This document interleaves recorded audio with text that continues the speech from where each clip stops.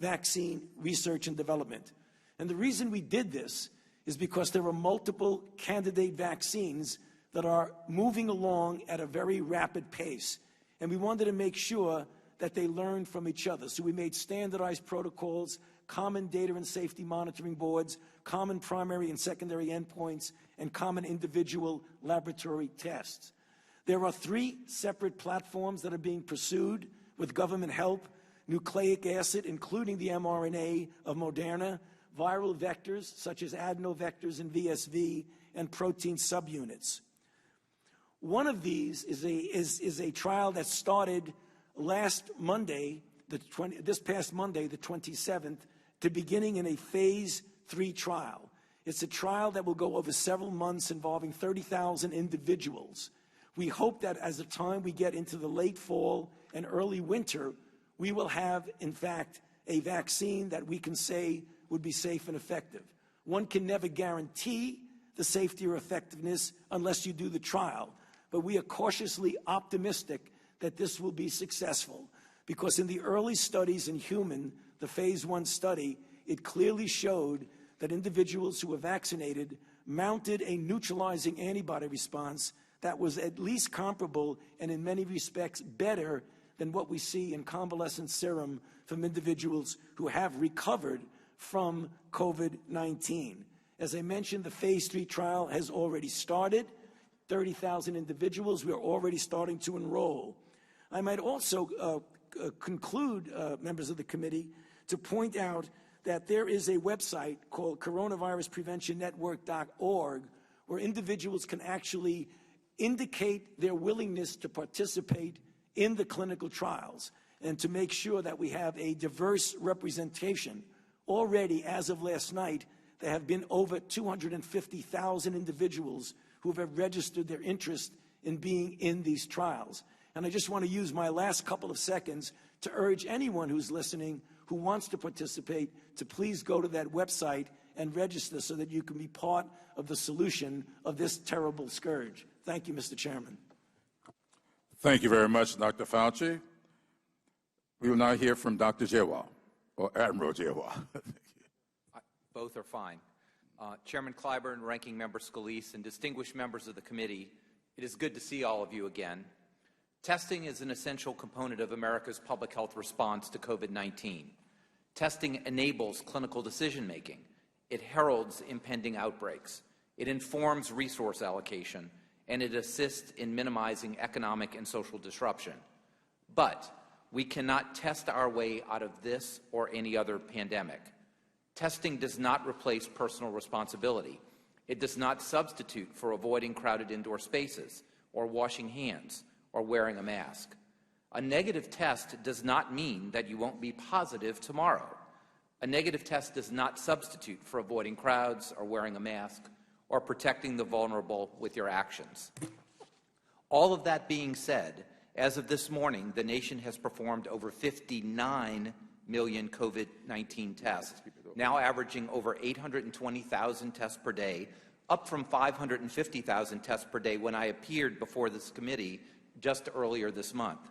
Since March 12th, we have increased our daily testing over 32,000%. Half of these tests are done in either point-of-care technologies with results in 15 minutes or less, or at local hospitals for which the turnaround time is generally within 24 hours. Because of unprecedented demand, large commercial labs that do approximately half of the nation's testing have become strained. But because of expanded capacity and newly authorized techniques like pooling and novel extraction methods, turnaround times are definitely improving. This week, LabCorp announced turnaround times of 2 to 3 days. But numbers don't tell the complete story, because this is not only about numbers. It is about getting the right test at the right time to the right person with timely and actionable results. So we will continue to execute in accordance with our national testing plan. This plan was initially outlined in the testing blueprint, Opening Up America Again, and the addendum to that blueprint. It was operationalized in the federal requirements for each state's testing plan. Our plan was further detailed in the administration's testing strategy report provided to Congress on May 23rd. In short, we are 1, identifying newly emergent outbreaks early to facilitate swift community action. 2, diagnosing COVID-19 rapidly in hospitalized patients to accelerate receipt of those proven treatments. 3, protecting the vulnerable, both the elderly and high-risk racial, ethnic, and socioeconomic minorities. 4, enabling identification and isolation of those who are infectious, coupled with contact tracing. 5, advancing state testing plans to achieve overall national objectives, as well as state-specific goals. And 6, supporting safe reopening of schools and businesses through surveillance testing that does not impinge upon the clinical diagnostic system. With the limited time I have remaining, I want to highlight 2 of these objectives. Protecting the elderly has been, is, and will continue to be a foremost priority for this administration. So on July 14th, we announced that every single nursing home in the nation would receive a point-of-care instrument and enough tests for their residents and staff to be tested. We are delivering on this promise. By the end of this week, we will have delivered, according to schedule, nearly 1 million point-of-care tests to 1,019 of the highest-risk nursing homes, with another 664 nursing homes scheduled for next week. My next point is about surveillance testing. We should separate the clinical diagnostic system from the public health surveillance system. Diagnostics are for those who are hospitalized, symptomatic, or with high-risk exposures. Surveillance testing can be for college students or potentially students in K through 12, or workers in environments that are not high risk, or other similar situations. This type of surveillance can occur in non-CLIA labs, like university research labs or veterinary diagnostic labs, outside of the FDA authorization system at low cost and very high throughput. We are working closely with states and universities to implement this type of system, and many of them, like LSU, already have. We have all the tools, the supplies, and the regulatory framework to enable a robust surveillance system throughout the nation. In closing, we know how to flatten the curve, slow the spread, and save lives. Wear a mask, practice physical distancing, avoid crowded indoor spaces, practice good hygiene by washing your hands frequently. If you feel sick, stay at home, and protect the elderly and vulnerable populations of all ages through your actions. I look forward to your questions, and thank you for the opportunity to provide these remarks. Thank you. All ages through your actions. I look forward to your questions, and thank you for the opportunity to provide these remarks. Thank you, Admiral Dr. Giroir. Dr. Redfield. Good morning, Chairman Clyburn, Ranking Member Scalise, and members of the subcommittee. Thank you for the opportunity to be here today with my interagency colleagues. On behalf of CDC, I want to extend our deepest sympathies for the loss of our nation's esteemed Georgia Congressman and your colleague, John Lewis. Our nation will remember him for his courage, his conviction, his patriotism, and his commitment to equity for all. CDC also remembers him as a fierce advocate for public health. Working together, we are positioned to honor his lifelong commitment to social justice by advancing health equity and mitigating the negative impacts of racism on public health in our nation.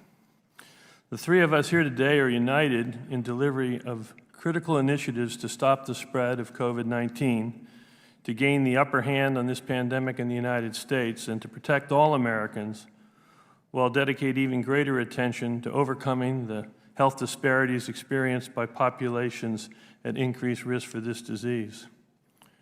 We are 7 months into this global pandemic, and it is with great humility that I share with you, this is the most complex public health response this nation has undertaken in more than a century. This virus is indiscriminate regarding whom and when it strikes. We continue to learn its characteristics, its behavior, and its effect on Americans across socioeconomic spectrum. We are operating in a highly dynamic environment. We are adapting evidence-based strategies and pushing for innovative solutions to confront this unprecedented public health crisis. While I'm optimistic and look forward to discussing the promise of the COVID-19 vaccine, I want to strongly emphasize that we are not defenseless now. We have powerful tools, and if all of us, not just some of us, but all of us embrace these tools, we will get a handle on this pandemic. I am appealing to all Americans to be part of the public health solution. Wearing a simple mask properly, it's critical to limiting the transmission. Be smart about social distancing and being in crowded spaces. Stay 6 feet apart from others if possible, and be vigilant about hand hygiene. And together, we can turn the tide of this pandemic. With emergency funding, CDC has distributed more than $12 billion to the state, tribal, local, and territorial health departments to begin building the public health infrastructure this nation needs, but more importantly, that our nation deserves. This system has been underinvested in for decades and needs to be put on a path for sustained funding now. Data modernization is underway to ensure real-time actionable data and data analytics and to include predictive data analysis. Public health labs are restructuring, instituting the necessary resilience to rapidly respond to emergencies. Public health talent is being hired to enhance lab capacity, deploy cutting-edge technology solutions, and conduct effective community-based contact tracing. A legion of public health care workers are deployed on the front lines of this pandemic and working 24/7 to protect the health and safety of Americans.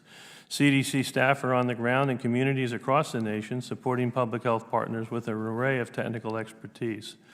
Our state and local partners are committed to advocating and educating about the needs to embrace public health strategies that best serve families and their communities.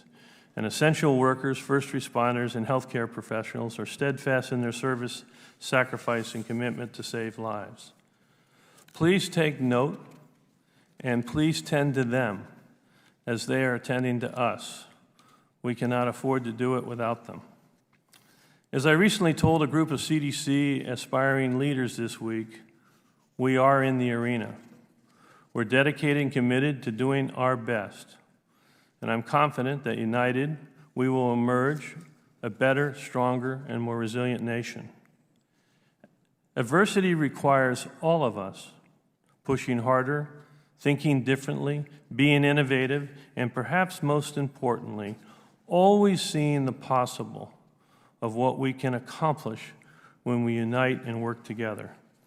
This pandemic has challenged us with its persistence, its uncertainty, and its unpredictability. And yet I'm confident that together we'll prevail over this virus. But we must lead together in the best interest of our children, our grandchildren, our great-grandchildren, and our nation's generations to come. Thank you, and I look forward to your questions. Thank you very much, Dr. Redfield, and thanks to all of you for your testimonies. And as I said earlier, you've submitted to us fuller testimony, and they're all entered into the record. Now I recognize myself for 5 minutes for questions. On January 31st, 2020, exactly 6 months ago today, the Secretary of Health and Human Services declared the coronavirus outbreak, and I quote, a public health emergency for the entire United States. But rather than immediately bringing our nation together to tackle the problem, the Trump administration downplayed the crisis, ignored scientific experts, and deferred to states and the private sector to lead the response. Dr. Fauci, on March 11th of this year, you testified before the Oversight Committee saying, and I quote, it's going to get worse. I regret to say you were right. It did get worse. On March 11th, the country had confirmed just over 1,200 cases and 31 deaths. Today, we have confirmed more than 4.4 million cases, and we have just reached 150,000 deaths.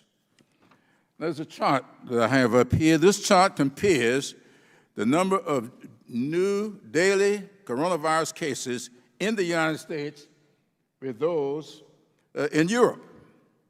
It shows just how much worse the outbreak has been in the United States. Here's Europe, the little line here, the European Union. Here, the United States. And here's where we were on the way. We started going up, while the European countries, European Union, plateaued and is going down. Dr. Fauci, can you help us understand why? While Europe has largely contained the virus, the United States has seen a continued rise in new cases. Thank you very much, Mr. Chairman. The answer to that question is really somewhat complex, but I'll try maybe to very briefly go through what I believe are at least some of the factors that were involved. If you look at what happened in Europe when they shut down or locked down or went to shelter in place, however you want to describe it, they really did it to the tune of about 95+% of the country did that. When you actually look at what we did, even though we shut down, even though it created a great deal of difficulty, we really functionally shut down only about 50% in the sense of the totality of the country, which means when we reached our peak, as they did, they came down almost to a low baseline, as you've shown very clearly. But take a look at what happened to our baseline. We came up, down, and then we plateaued at about 20,000 cases a day. So we started off with a very difficult baseline of transmission that was going on at the time that we tried to open up the country. And when we opened up the country, what we saw, particularly most recently in the southern states, was an increase of cases to 20, 30, 40, 50, and a couple of weeks ago it was up to 70,000 per day, and now it's down between 50 and 60. And the reasons for that are complex. There were some states that did it very well, and there are some states that did not. And when I say did not, I mean, we put out, as Ranking Member Scalise mentioned, the guidelines of a gateway, phase 1, phase 2, phase 3. Some were followed very carefully and some were not. And in those situations in which it were not, that led to the surging that you're showing on your chart there. And one of the reasons is not doing some of the things that Dr. Redfield mentioned in his opening statement: universal wearing of masks, avoiding crowds, physical distancing, et cetera, et cetera. So it's a complicated reason why those charts are that way, and hopefully, as we're going forward, we can turn those around, and I do believe we can, Mr. Chairman, by doing some of the fundamental things that we're talking about, 5 easy things to do that were mentioned by Dr. Redfield. Thank you. Thank you very much. At the risk of going over my time, because of the votes on, what I'm going to do is yield to you, Mr. Ranking Member, for 5 minutes. When Ms. Waters gets back, I'll let her get in the chair so we can go vote. Okay? All right, thank you, Mr. Chairman. And again, appreciate all of you being here. I know when we talk about President Trump's team that he has been relying on to help put together this plan, and like I said, this is just a small part of the plan. There are thousands and thousands of more pages online of various aspects of President Trump's plan to combat the coronavirus. But we have, of course, Dr. Fauci, Dr. Giroir, Dr. Redfield. We see Dr. Birx. There's a whole array of doctors, medical experts, best in the world, that are helping work with President Trump to develop this plan. Is that correct? If I could ask any of y'all, is that correct? By the way, were any of you sidelined from coming here? I know some people try to use that term. I haven't heard of anybody sidelined, but if any of you are sidelined, please share it, because I haven't seen that. Good to see all of you here. Dr. Fauci, let me ask you about some of the decisions that you worked with President Trump on, and the whole team did. I know when you go back to the beginning of this, the China ban was very heavily discussed. Were you involved in working with President Trump on deciding to ban flights from China? Yes, sir, I was. Do you agree with that decision? I do. Do you think that decision saved lives, Dr. Fauci? Yes, I do. Do you agree with the decision when ultimately we saw spread in Europe, and then the president recommended that we extend that to Europe. Did you participate in that discussion? I was actively involved in that discussion, sir. Do you agree with that decision? Yes, I do. Do you think that decision saved lives? Yes, I do. Eventually, then, we saw the United Kingdom have an outbreak, and there had to be a tough decision made. Do we extend that to the United Kingdom? Were you part of that decision? I was. And do you agree with that decision as well? I do. Did that decision save lives? Yes, it did. When you look at the 15 days to slow the spread, initially it started at 15. Were you part of the decision to implement that decision? I was very much involved in that. Did that decision save lives, Dr. Fauci? I believe it did. Then when President Trump met with you and Dr. Birx to extend that another 30 days, do you agree with that decision that President Trump made to extend that? Yes, I was very much involved, and I agree with it. Did that decision save lives, Dr. Fauci? I believe it did. So I know we've heard a lot about disagreements. Clearly, there are many decisions made. In fact, there are many very internationally respected doctors that are involved in each of those decisions. Is that correct? Yes. By and large, would you say that you and President Trump have been in agreement on most of those decisions? We were in agreement on virtually all of those. I appreciate that. Now I want to ask you, Dr. Giroir, Admiral Giroir, on the testing that you've been involved in to help carry out parts of President Trump's plan. You just talked about over 1 million testing machines, 15-minute machines that will be brought into nursing homes across this country. I know ultimately it's going to be 15,000, I'm sorry, how many? Over 1,000 machines that are going to be delivered already. Is that plan in place and moving forward based on President Trump's guidance? It is. And that money, in part, was taken from the CARES Act, the bill that we worked with President Trump to pass in a bipartisan way through this Congress. Is that correct? Yes, sir, that's correct. And I've heard specifically from nursing home directors who have told me that this decision will save more lives in nursing homes. Have you heard the same? There is no question. I don't think any single decision has had more positive feedback than that one. And I know early off CMS put out guidelines back in March.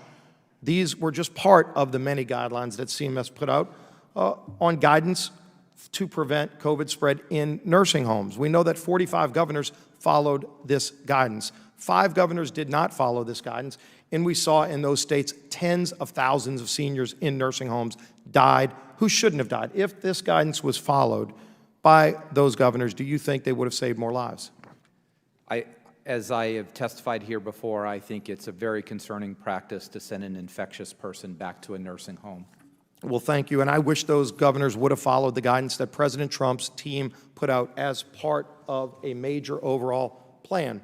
Now, Dr. Redfield, I want to talk to you about reopening schools. I know you've been very involved in this. CDC's put out multiple documents of guidance for safely reopening schools. Here, checklist for parents, checklist for teachers, guidance for K through 12 school administrators on the use of cloth face masks in schools. I know some people want to make that controversial. This is President Trump's plan, part of his plan to safely reopening schools, talked about the use of masks. Here you've got school decision-making tool for parents, caregivers, and guardians. Are these all parts of the president's plan to safely reopen schools? Yes. Have you been involved in developing that with President Trump? Yes. Do you think that schools should safely reopen this fall with in-person learning? Yes, I think it's important to realize that it's in the public health best interest of K through 12 students to get back in face-to-face learning. There's really very significant public health consequences of the school closure. So well, for example, they lack the ability to detect child abuse that occurs and is detected often in schools. Do you know how much child abuse will not be detected if children aren't returning to the school? Clearly, we're seeing less reporting of it, and again, I think it's a direct consequence of the school closures. Well, 7.1 million kids get their mental health service in schools. They get nutritional support, as we mentioned, from schools. We're seeing an increase in drug use disorder as well as suicide in the adolescents individuals. So I do think it's really important to realize it's not public health versus the economy about school opening. It's public health versus public health of the K through 12s to get these schools open. We got to do it safely, and we've got to be able to accommodate. Well, I appreciate that, and I know we're out of time. I hope that these school systems follow President Trump and these great medical doctors' guidance and help those kids by safely reopening. With that, I thank our witnesses, and Mr. Chairman, I yield back. Thank you, Ranking Member. The chair now recognizes Ms. Maloney for 5 minutes. Thank you, Mr. Chairman, and thank you, Mr. Ranking Member. And I want to thank all of our witnesses today. particularly Dr. Fauci, who was born in the great city of New York, in the beautiful borough of Brooklyn. New Yorkers are very proud that you were a New York raised and New York doctor before you became America's doctor. And I must say that, as the chairman mentioned, when we had our hearing on March 11th, which I was privileged to chair, when I asked you how is it going to go, you said it's going to get worse and worse and worse. And the next day, everybody started closing down, sports clubs, museums, and treating it with the seriousness that disease had to be treated with. And at that hearing, when asked about testing, you said, and I quote, that we're not really geared up to do what we need right now. In fact, you said, and you called it failing. Now it's 5 months later. Where would you rate us now in our efforts? I know my city and other cities have worked diligently trying to respond. Where would you put us now with testing? What do we have to do to continue to get better? Well, I think you can get a more detailed response from Admiral Giroir, but I'll comment. I think that things are considerably different and improved now than it was several months ago, both for the numbers of tests that have been improved, as well as for the efforts that are going into to expand our capability. In other words, to more prudently have screening testing done in one segment, as well as testing to determine diagnosis and follow-up in others. But Dr. Giroir is much better qualified to give you the details of that. But I would like to now move to vaccines. That's the challenge now. And I recall reading one of your reports on AIDS, and you said, I will never retire until we have a vaccine. We still don't have a vaccine for AIDS. Ebola took 5 years. How realistic is a vaccine? Is it dreaming, or is it a reality? Are the protocols as safe as they possibly could be for, as we've always had for vaccines? Could you give us an honest assessment of where our country is in vaccine development? Yeah, it's reality, Congresswoman Maloney. I believe it will occur. I think the difference between HIV and coronavirus is so different that I don't think you can compare them, because the body does not make a very good immune response against HIV, so it would make vaccine development very difficult, whereas the body does make a robust immune response against coronavirus, which tells us that I believe that we can get to that goal. I know to some people this seems like it is so fast that there might be compromising of safety and in scientific integrity, and I can tell you that is absolutely not the case. The rapidity with which we're doing it is as a result of very different technologies in getting from the time we recognized this pathogen in the beginning of January to the time we were able to get into a phase 1 trial, to the time we were able to do phase 2, and then, as I mentioned, just this past Monday, we started a phase 3. That was not reckless rushing. That was technology and doing things in a way that does not compromise any of the steps. So I believe that it is realistic, as I mentioned in my opening statement, that the early data from the phase 1 trial shows that this candidate, and I'm sure other candidates will do it also. This is not the only vaccine. There are more than one. There are about a dozen, 5 or 6 that the federal government is actively involved with, is going into phase 3 trials over the next few months, as I mentioned, one of which is already in. The response that was induced was really quite favorable. And as I've said often, and I'll repeat it for the record now, there's never a guarantee that you're going to get a safe and effective vaccine.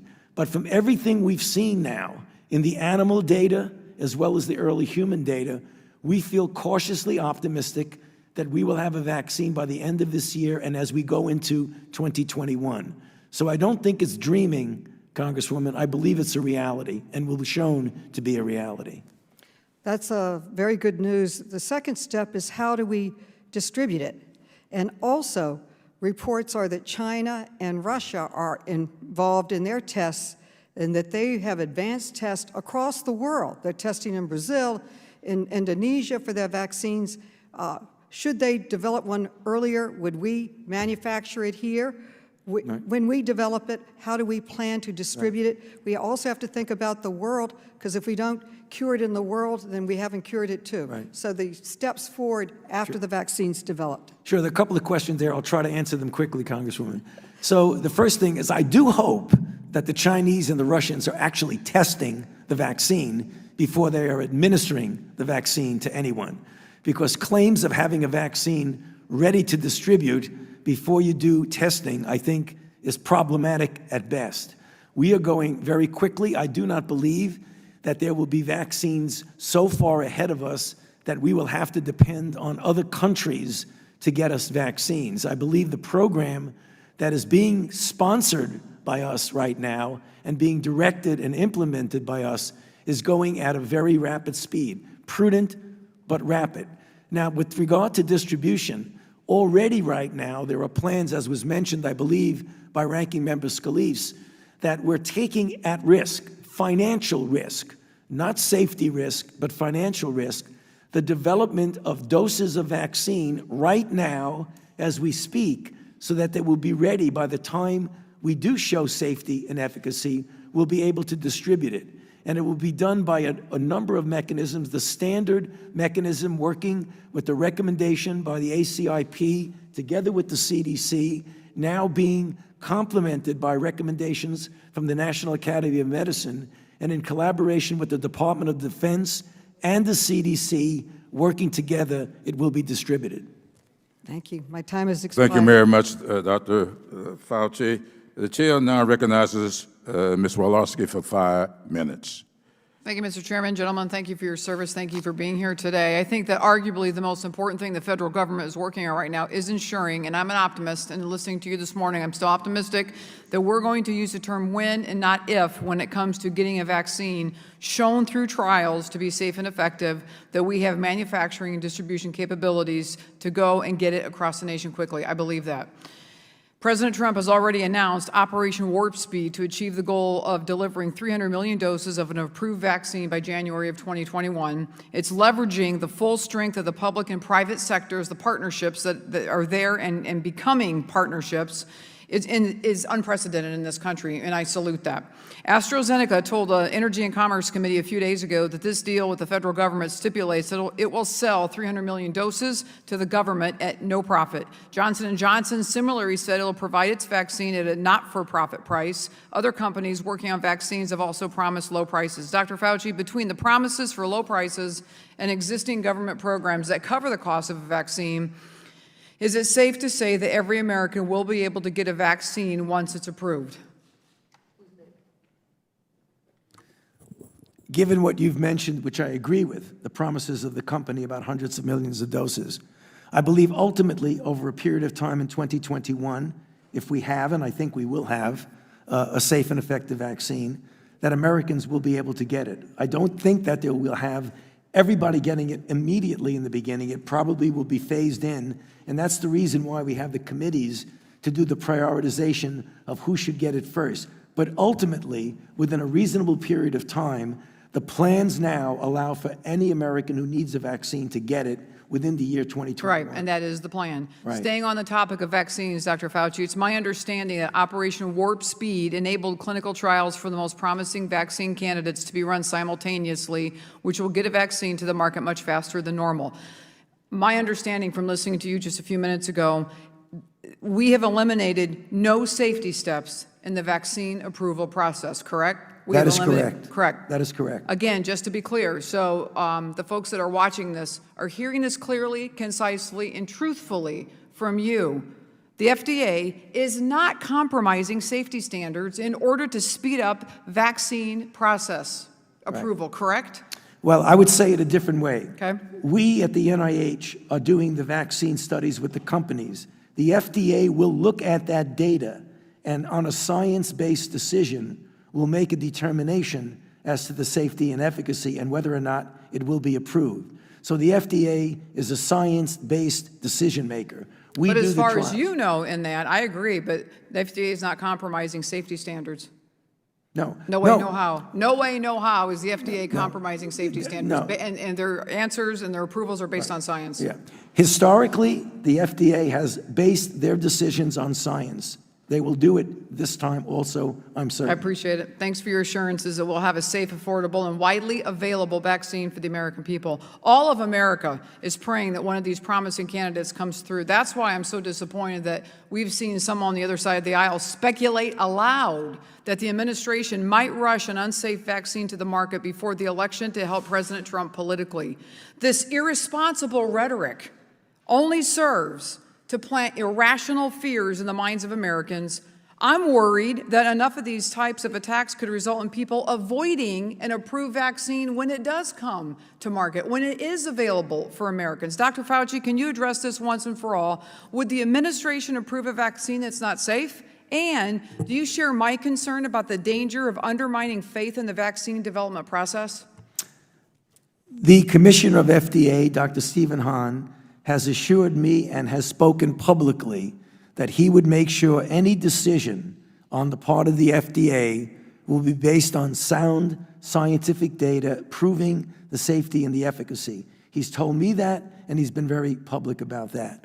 Given that, I think the American public should be assured that in the process of determining the safety and efficacy, the proper steps have been taken to determine that. And when a vaccine becomes available, it's important for their own health and for the health of the country to take that vaccine. I appreciate that. Thank you, gentlemen. I can't let this moment pass without bringing to all of our attention again and to the chairman that just last week the Justice Department indicted 2 Chinese nationals for hacking companies that are working on a vaccine. We sent a strong message to China this will not be tolerated. I'm glad the administration took action by naming and shaming those involved, as well as closing down a Chinese consulate that was a hub for intellectual property and trade secret theft. We must hold China accountable, Mr. Chairman. We have to. Mr. Chairman, before I close, can you commit to holding a hearing on the threat of Chinese espionage on vaccine products, vaccine producers? Mr. Chairman, whoever's sitting in for Mr. Chairman,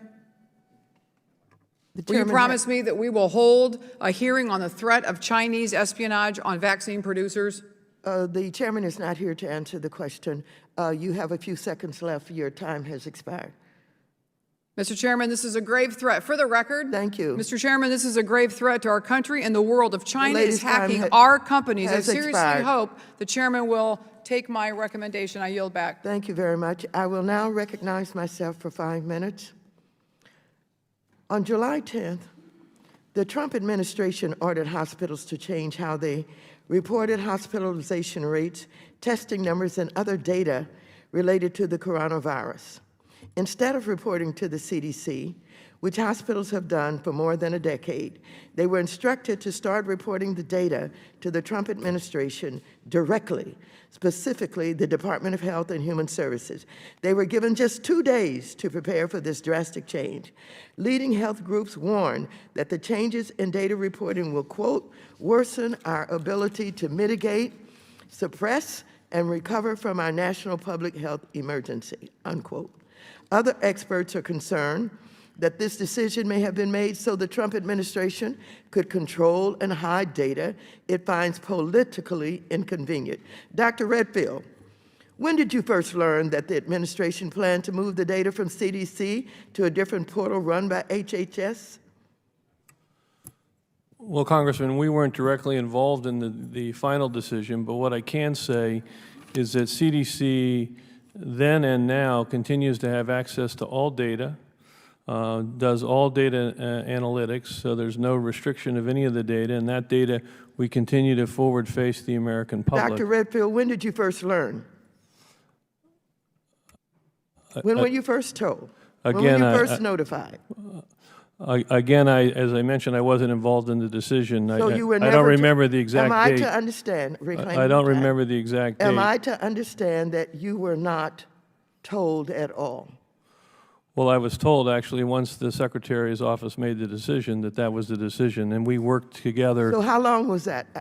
I don't remember, but I can get back to you the exact date. But we Okay. did work in cooperation to help make sure that this was Reclaiming done my in time, an did you effective agree way. with this decision, Dr. Redfield?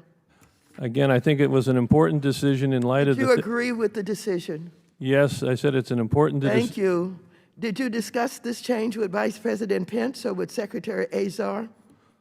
Not directly. Indirectly?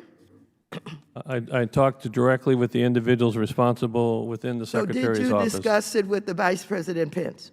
No, Did you discuss it with Secretary Azar? no. Who told you about the reasons for this change? Well, I think we collectively understood the reasons, if I can answer, is there was substantial advancements in therapeutics with remdesivir, which made it really important to be able to understand who was newly hospitalized in real time that day, so allocations of remdesivir to get to that hospital. I thank you very much for that. And so you developed the reasons. No one dictated the reasons or told you the reasons for the change. You came up with the reasons. Congressman, yes, I think it was important that we were able to, in real time, be able to know where remdesivir needed to go. And the system that we had developed, the National Healthcare Safety Network that we do for... So were you told about the changes, why they were being done, or did you and others develop the changes? Who told you? We work together About the reason- We work cooperatively together, members of the HHS and CDC, in recognizing the Okay, I only importance of have these so much changes. time. The Trump administration has threatened to cut off the supplies of remdesivir to hospitals that do not follow the new reporting mandates. Dr. Redfield, this is the only drug known to successfully treat the coronavirus. Should a patient be denied access to a potentially life-saving drug like remdesivir because a hospital was unable to comply with a sudden change in HHS reporting requirements?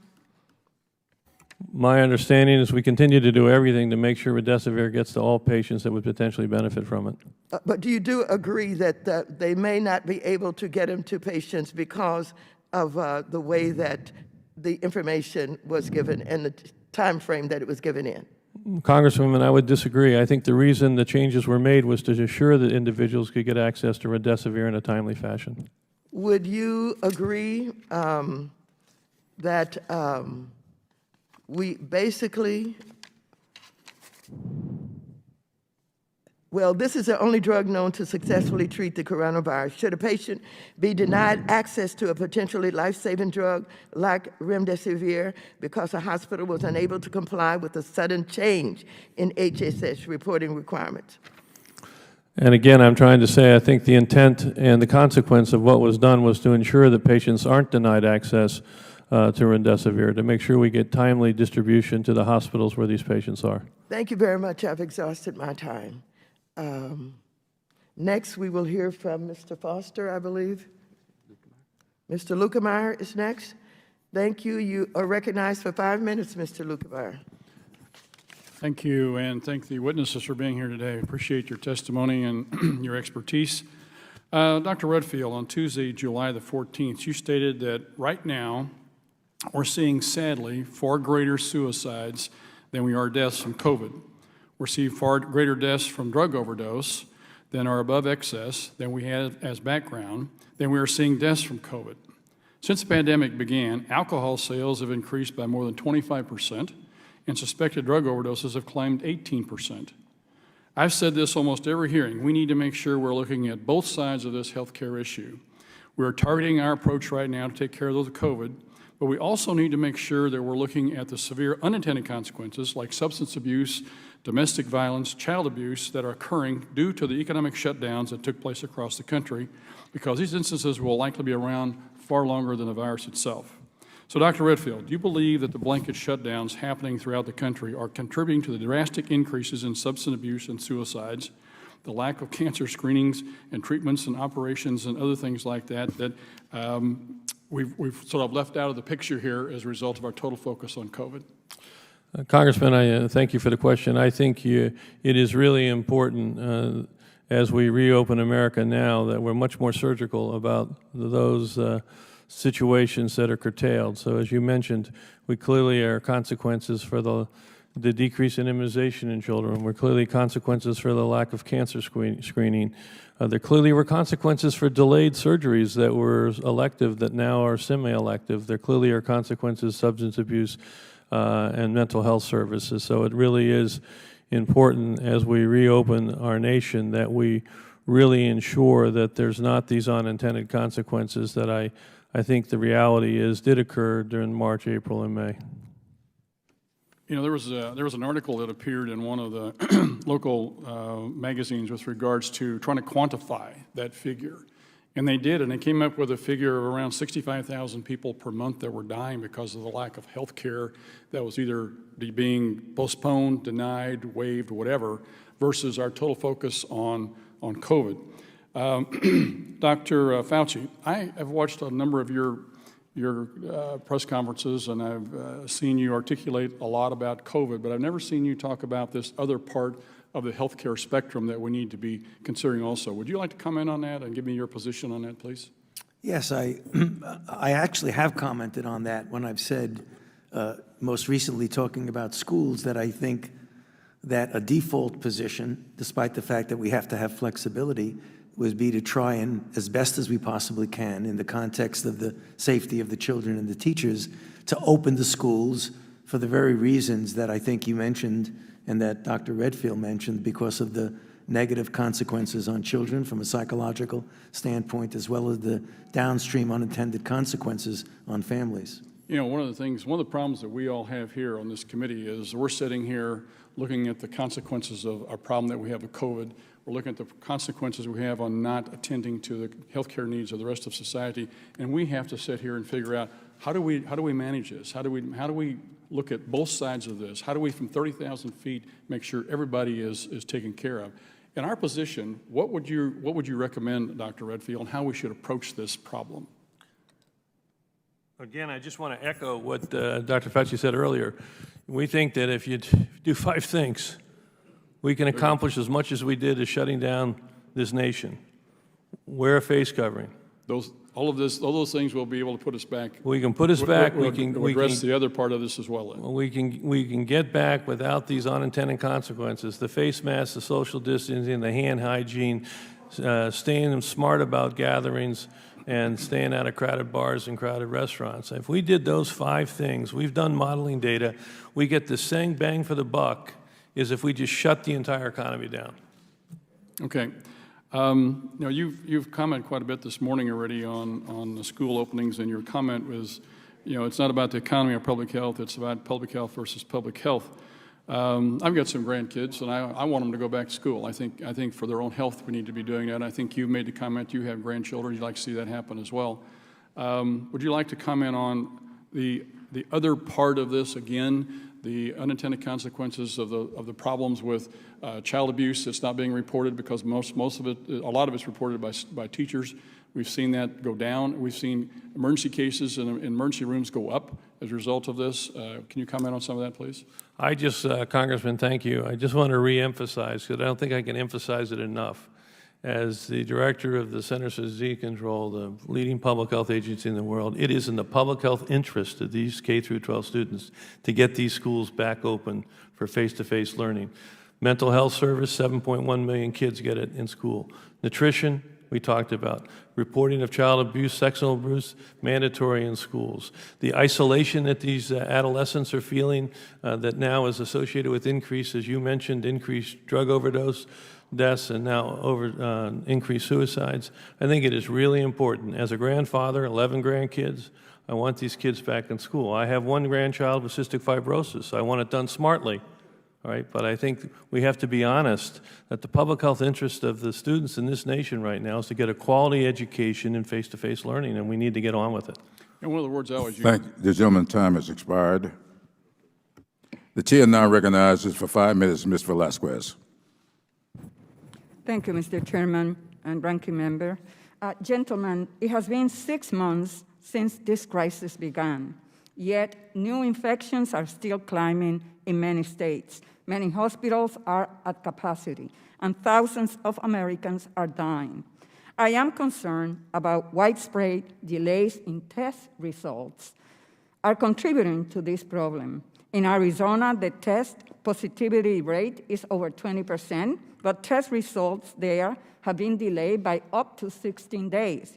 In Florida, many hospitals in the state are near or at capacity, but results can take over a week. In Georgia, some companies have reported average processing times of 5 to 10 days. Dr. Fauci, You said in a recent interview, and I quote, "If you're going to do contact tracing and the test comes back in 5 to 7 days, you might as well not do contact tracing because it's already too late." Dr. Fauci, if a 5-day testing delay is too long, then is it fair to say that a 16-day delay is absurd? What are the consequences from these delays? I believe you can get a more detailed answer from Admiral Giroir, but as I said before, that is a delay that would interfere with the effective contact tracing, and we're trying to decrease that. But the exact numbers of the delay, I believe that Admiral Giroir has more precise information on that. Yes, sir. Admiral. What are the consequences from these delays? Yeah, thank you, ma'am. So as I talked about half the tests are done either at point of care or within hospitals, which are pretty rapid.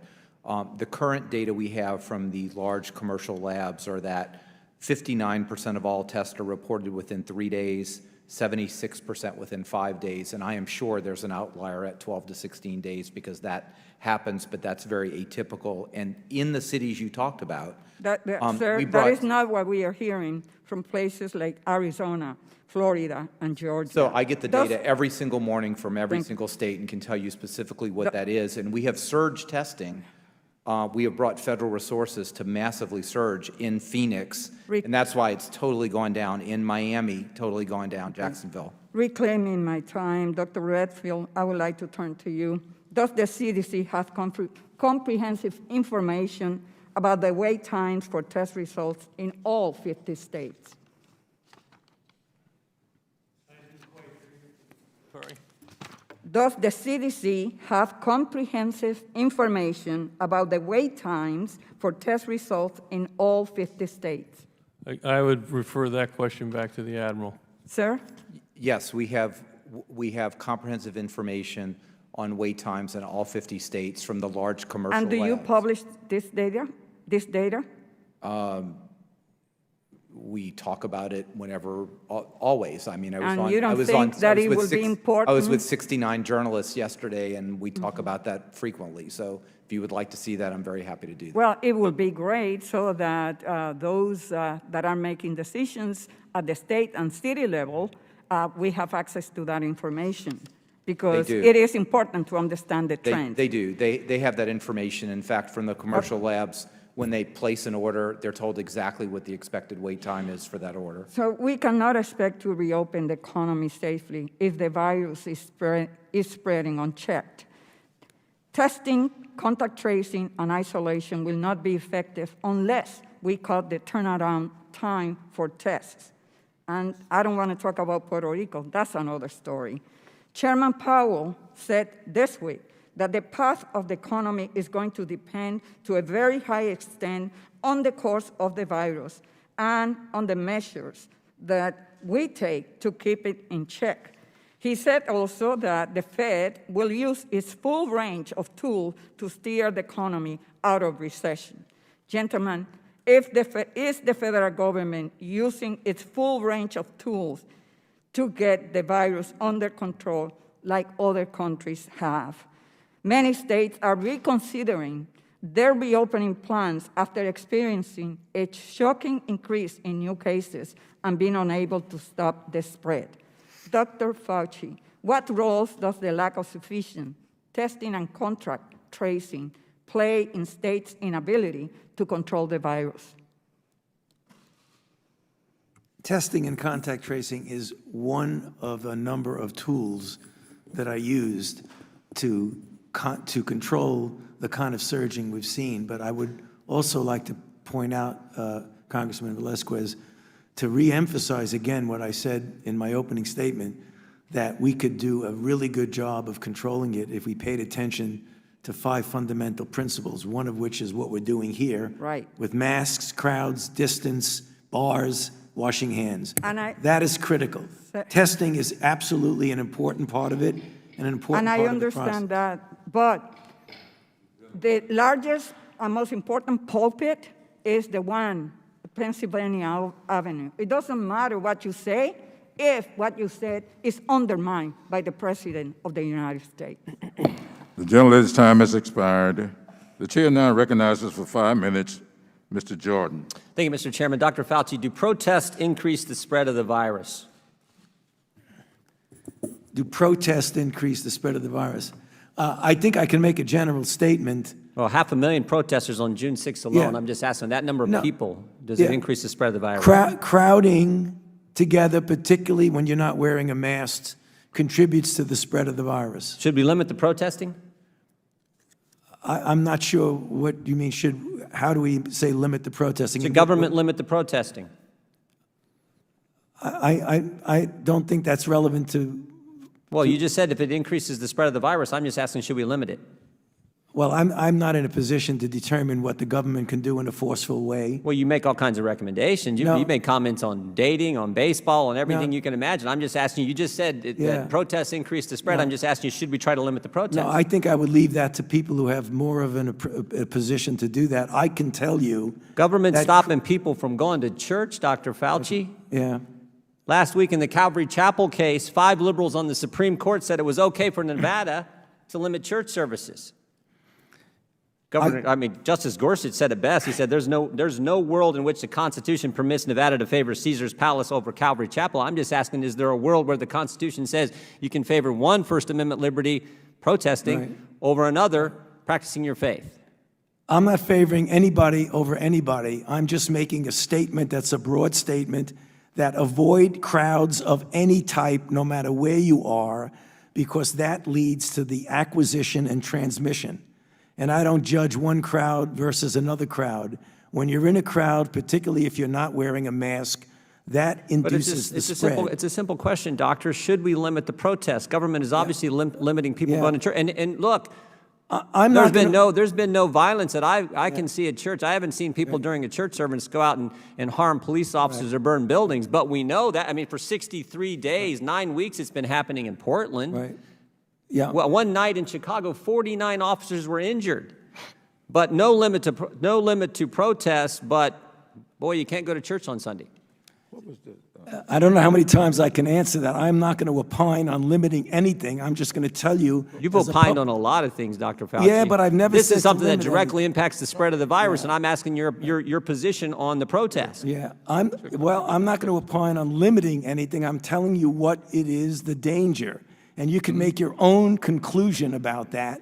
You should stay away from crowds, no matter where the crowds are. Government has stopped people from going to work. In fact, just in New Jersey 4 days ago, Ian Smith, Frank Trombetta were arrested for trying to operate their business, their gym.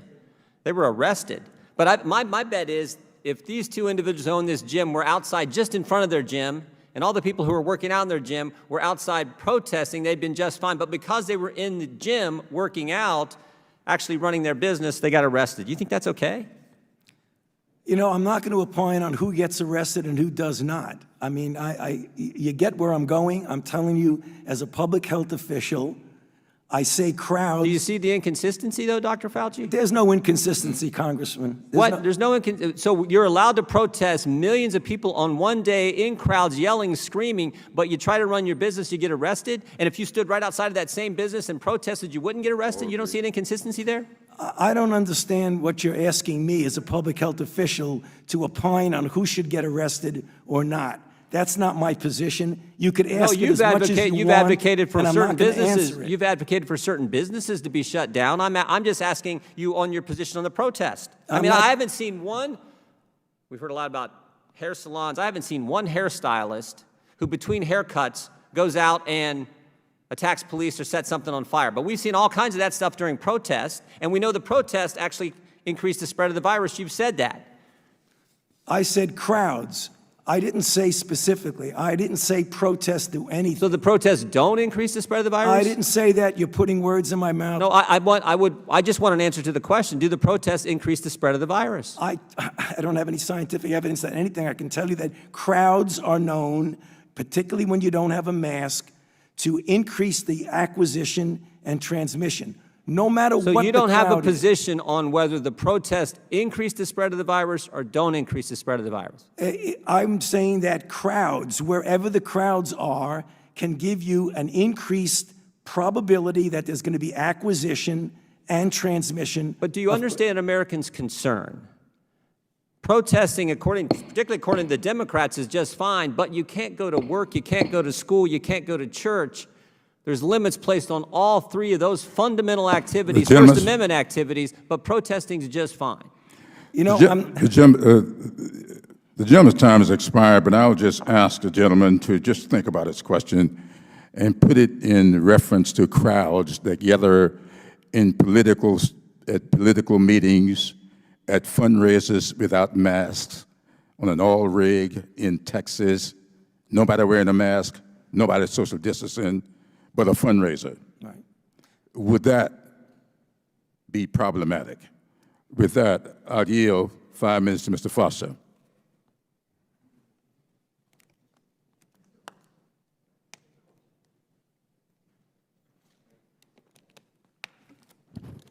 Well, thank you, Mr. Chairman. Dr. Fauci and Dr. Redfield, I'm a scientist, as you are, and so you know how important it is that when a great scientific breakthrough reaches the public, that the proper credit is given, not to just those who show up and claim credit at press conferences, but to the long list of federally funded researchers who've made these breakthroughs possible. And also to the enlightened federal employees and the politicians who funded that research. I remember back a few years ago when we had newspaper headlines about all the miraculous cures in cancer immunotherapy, where I gave a floor speech in the U.S. House saying, yeah, this was great, but equally great were the decades of federally funded research and the researchers who made those clinical breakthroughs possible. And also, frankly, that some of the credit goes to the Democratic and Republican members of Congress who resisted the proposals for massive budget cuts to science that were proposed by Republicans for years in the Paul Ryan budgets and by the Trump and Mulvaney budget cuts since then. Now, in the case of the mRNA vaccines that have been so much in the news this week, the story does not start with Operation Warp Speed. It does not even start with a historic 63-day sprint from the publication of the viral genome to the first patient injected by the mRNA test vaccines. The sprint, I believe, began when President Trump, this sprint actually began when President Trump was still ridiculing the idea of the pandemic. The sprint actually started when dedicated employees at NIH and Moderna who understood the danger of COVID-19 and began working day and night. The story of federal investments in mRNA vaccines actually starts, I believe, back in 2009, when President Obama, who was at the time unhappy with the speed of response to the H1N1 swine flu epidemic, convened his scientific advisory panel, PCAST, which they did back in those days, and famously asked them, if you guys are so smart, how come you still make vaccines with chicken eggs? Okay, so 1 year later, in August 2010, PCAST put out a report on re-engineering vaccine production for pandemics, which emphasized the potential of new technologies to make vaccines and therapeutics available far faster in a pandemic. Heeding the advice of his scientific panel, which they did back in those days, in 2013, the Obama administration awarded a $25 million DARPA grant to a startup called Moderna to develop their mRNA vaccine platform for pandemic response. This was followed in 2015 by a $125 million investment by BARDA, so that by the end of the Obama administration, Moderna had mRNA vaccines and therapeutics under test in both animals and humans. So why is it that the Obama administration prioritized mRNA vaccines and therapeutics? Well, first off, it's their speed of development, which we saw realized in the 63-day sprint. It's the speed of manufacture, which has to do with the high yields of in vitro transcription reactions, and their potency. Scientifically, the exciting news of the last few months is that a potent human immune response can come from doses as low as 30 micrograms of mRNA vaccine. So 30 micrograms, what does that mean? What it means is that this 1 liter bottle, if it were full of mRNA vaccine, would contain over 30 million doses. This is enough to vaccinate every one of Americans' doctors and first responders, or all of its seniors over 75 years old. And that is why the Obama administration invested in mRNA vaccines and therapeutics starting back in 2009. And without those investments, frankly, Project Warp Speed would not have squat. Now, Dr. Fauci, would you agree that when there are great medical breakthroughs, that the public needs to be reminded about the long line of federal R&D that's led to vaccine and therapeutic successes that we're anticipating? Yes, Congressman, and it even goes beyond what you're saying. Everything you say is very well taken.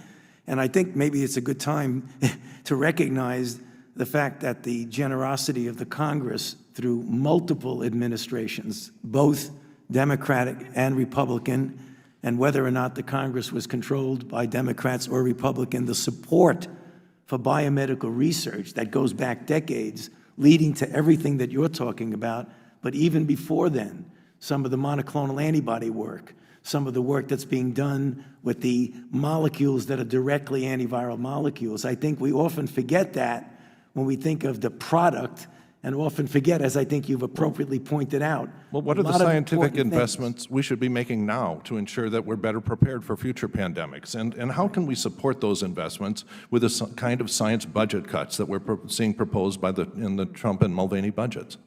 Well, I mean, I hope we don't get cuts, but in fact, we have been very But they've been proposed. They've been proposed again and again. Okay. Yeah. Anyway, it looks like my time is up. Mr. Chairman? Mr. Chairman, over here. Yeah, I ask unanimous consent to enter into the record story from June 5th, 2020, underscoring what Dr. Fauci wouldn't answer today. Dr. Fauci says large protests taking place across the country are a perfect setup for spreading COVID-19. So he said that a month ago, even though he wouldn't say it today. So that's a story from Business Insider, but also ask unanimous consent to enter into the record a June 12th story. Dr. Fauci tells ABC Powerhouse Politics that attending rallies protest is risky, even though today his position seems to have changed. Obviously, his position's changed on many things, many times over the last several months. But I'd ask to enter those two articles for the record. I'll yield to Dr. Fauci. Like I said, any crowd, whether it's a protest, but any crowd in which you have people close together without masks is a risk. And I'll stick by that statement. It's a public health statement. It's not a judgment on why you're there in the crowd. It's a statement related to the fact that you're in a crowd. Thank you, Dr. Fauci. Mr. Chairman, and Mr. Chairman, I didn't ask him a question, and you let him respond. I was making unanimous consent. And I'm going to run this meeting. Well, but I would like a chance to respond to what remember, you said. I'm going to chair this meeting. No, I understand you're the chair. That's why I said, Mr. Chairman. Without objection, your statements, whatever you got there, will be entered into the record. And without objection, any gathering, whether you're protesting or whether you're politicking, any gathering would be risky. And that's what the man has said. Yeah, but that's not what's happening. That's my point. Oh, that is you're not telling what's me there are that limits. People can't go to church, can't go to work, Mr. Chairman, can't go that to gentleman's school. out of order. But they can protest all they want. That goes for the Democrats and Republicans. I'll make the decision as to who is out of order. I'm going to be as gentlemanly as you will allow me to be. I appreciate it, Mr. Chairman. Well, thank you. And with that, I'll yield 5 minutes to Mr. Green. Thank you, Chairman, Ranking Member, and witnesses for your amazing service to our country. Thank you. First, Dr. Fauci, there was a bit of an uproar about a picture of you at the Nationals game without your mask on. I think you were seated with your wife. You had a close friend there with no one else nearby you. And that gentleman who was with you had his mask on. I think you have said in the press since that you took it off to take a drink of water. I just want to point out, according to an article in the New England Journal of Medicine, and I quote, significant exposure to COVID-19 means face-to-face contact within 6 feet with a patient with symptomatic COVID-19 that is sustained for at least a few minutes, and some say more than 10 minutes or even 30 minutes. The chance of catching COVID-19 from a passing interaction in a public space is therefore minimal, end quote. The science seems to be pretty clear. We should absolutely wear masks when we're in close contact with those outside of our household. I think that was just the conclusion of that discussion. It's not a crime to pull your mask off to take a drink of water in 100-degree temperature when you're seated next to your wife and someone else is there. I guess I make the point to show how the media has created all of this hype, which has led to some officials across the country making decisions that are not based on science. And there are real consequences to those. I mean, if people are hot, they shouldn't get heat stroke and not take their mask off. So I'd like to move on to some other troubling actions that were done this week. This week, the chairman of the committee sent 4 letters, all to Republican governors in red states, demanding extensive documents related to coronavirus response. The White House Coronavirus Task Force report has 21 states listed in the so-called red zone. This isn't about transparency. It's about ridiculing 4 states, including my home state of Tennessee, and it distorts the truth. The letter singled out 4 GOP states, but what about the other 17 states? Why didn't California get included in the letter? They've seen an explosion in positive cases. They're in the spike. They're in the 21 listed red zone states, targeting only Republican governors when clearly 17 other states, many of whom are Democrat, are also experiencing the spikes and in the red zone, shows this effort has nothing to do with getting answers and is, as the chairman has said in his opening comments, politics over science. No scientist who wants the truth samples just Republicans. Honestly, it's a laughable partisan strike. It also compounds the insult to all Americans for the failure of this committee to look at the real culprit. As I said in previous testimony, a Columbia University study showed that 66% of American deaths could have been prevented if China had spoken up 1 week earlier. That's thousands of American lives that could have been saved. So instead of addressing the cause of 66% of our casualties, the Select Committee on the Coronavirus picks on American businesses, the Trump administration, and now 4 state governors, all Republican, when we know other blue states are in the exact same situation. This is the definition of partisanship, but I can hear it now. Didn't the right send a letter to certain governors? And yes, we did. We sent it to every single governor who refused to follow the Trump plan, emphasis on plan, and sent COVID-positive patients back to nursing homes, killing patients. We didn't select just a few of those. I applaud Congressman Foster, who approached me as a physician and asked me to join a bipartisan partnering with the administration to assist in the execution of Operation Warp Speed plan. That's how we should be functioning, that kind of bipartisan action. Finally, on a positive note, I wanted to mention the Swedish study and then ask Dr. Fauci some questions about that because I think it really illuminates some of the exciting findings in science. T cells are a type of white blood cell. They regulate immune response. The Swedish study found that many people with mild asymptomatic COVID demonstrate so-called T-cell immunity to the coronavirus. The study further found that twice as many who tested positive for antibodies had T-cell immunity. So we know there are tons of people out there with immunity that we aren't testing. And I'd love for you, sir, if you could comment, educate America, educate all of us a little bit on T-cell immunity and what the ramifications are to the plans. Thank you. Thank you very much, sir. I'll very quickly try to answer that. So there are 2 limbs of the immune response. One is an antibody, which is a protein that is made by the cells of the body to bind to the virus and is usually the hallmark of protection against infection. There's another limb of the immune response called the cellular immune response of T cells. And those T cells have the capability of essentially suppressing or killing cells that are infected and preventing the cells that are infected from making new viruses. So there are 2 parts of it. Even though one is generally felt to be protecting against the initial infection, the other is an important complementary. And you're right, the Swedes came out with a paper, and also a paper from NIH grantees from La Jolla just came out in the journal Cell, showing the same thing, that in individuals who were infected and recovered, they had T-cell responses, but importantly, there was T-cell reactively also detected in non-exposed individuals, which means that maybe there's some memory from other coronaviruses that are benign, cold viruses that you were exposed to that might, and I say might, explain why some people, even children, might be protected that they had exposure that's not measured in antibody, but measured by T cells. This is work that we really need to pursue. We're just at the cusp of understanding the importance of this type of response in COVID-19. Thank you. Thank you. The gentleman's time has expired, and as I yield to Mr. Raskin for 5 minutes, may I address the letter, which I have responded to. You have an answer from me. You have not seen the answer? Okay, well, just be sure, since you put the letter on the record here, let me put my response on the record. My response had to do with the 4 states that have refused to comply with the critical recommendations from the task force, and all 4 have governors who have publicly stated that they do not plan to comply. To contrast to that, we did not send the letter to those states that did indicate that they will comply with the task force, and that's 3 of those states had Republican governors, and they did not get a letter from us.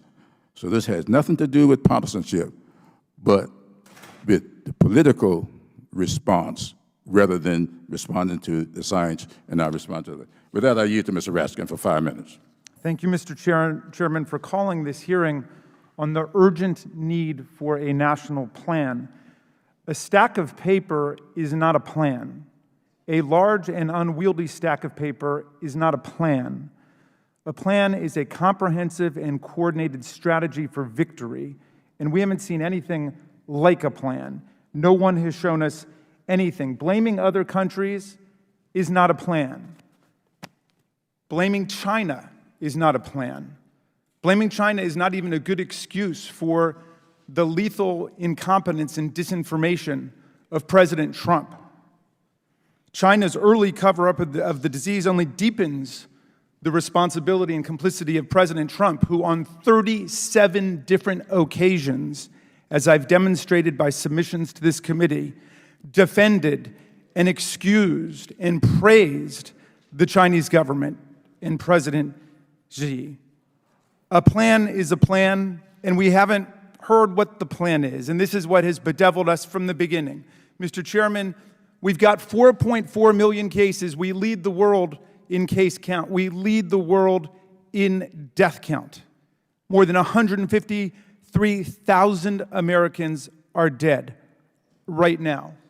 54 million people filed for unemployment benefits. We've seen a 1/3 drop in GDP, a 1/3 drop, unprecedented in economic activity. The chart behind me demonstrates the astonishing and terrifying growth of this disease. It took us 98 days to reach 1 million cases. It took us 44 days to reach 2 million cases. It took 26 days to reach 3 million cases, and it took us only 15 days to reach 4 million cases. Director Redfield, when do you estimate we're going to get to 5 million cases? What's next? Thank you, Congressman. I think one thing I've learned about this virus is it's not predictable. I will say one thing that's important, that what happens next is really dependent upon if the American public fully embrace what we've asked. If they fully embrace those 5 steps, we'll get control of this pandemic. Well, I thank you for that, and I thank both you and Dr. Fauci for restating the absolute imperative importance of everybody wearing their masks when they're out in public, and everybody maintaining social distance and following the other public health protocols. But the public health officials have been subjected to harassment, and we've even seen some today, have been subjected to ridicule and have been subjected to ludicrous, absurd contradiction. So I want to go through some of the propaganda and disinformation quickly, just as a public service announcement, because America is watching you. And Dr. Fauci, why don't I start with you? Are children almost immune to the disease?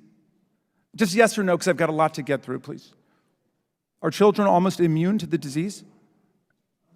We have to be a little bit more precise. You mean almost immune. Do children get infected? Yes, they do. Have hundreds of thousands of children been infected? Yes. Hundreds of thousands of children been infected, so children are not almost immune to the disease. Is COVID-19 going to magically disappear, Dr. Fauci? I do not believe it would disappear because it's such a highly transmissible virus.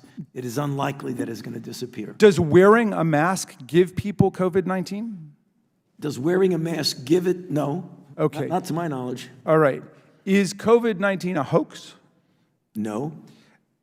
Should people take hydroxychloroquine as a cure for COVID-19? The overwhelming cumulative evidence of properly conducted randomized controlled trials indicate no therapeutic efficacy for hydroxychloroquine. Can people cure themselves of COVID-19 by injecting themselves with disinfectant or bleach? I'm sorry? No.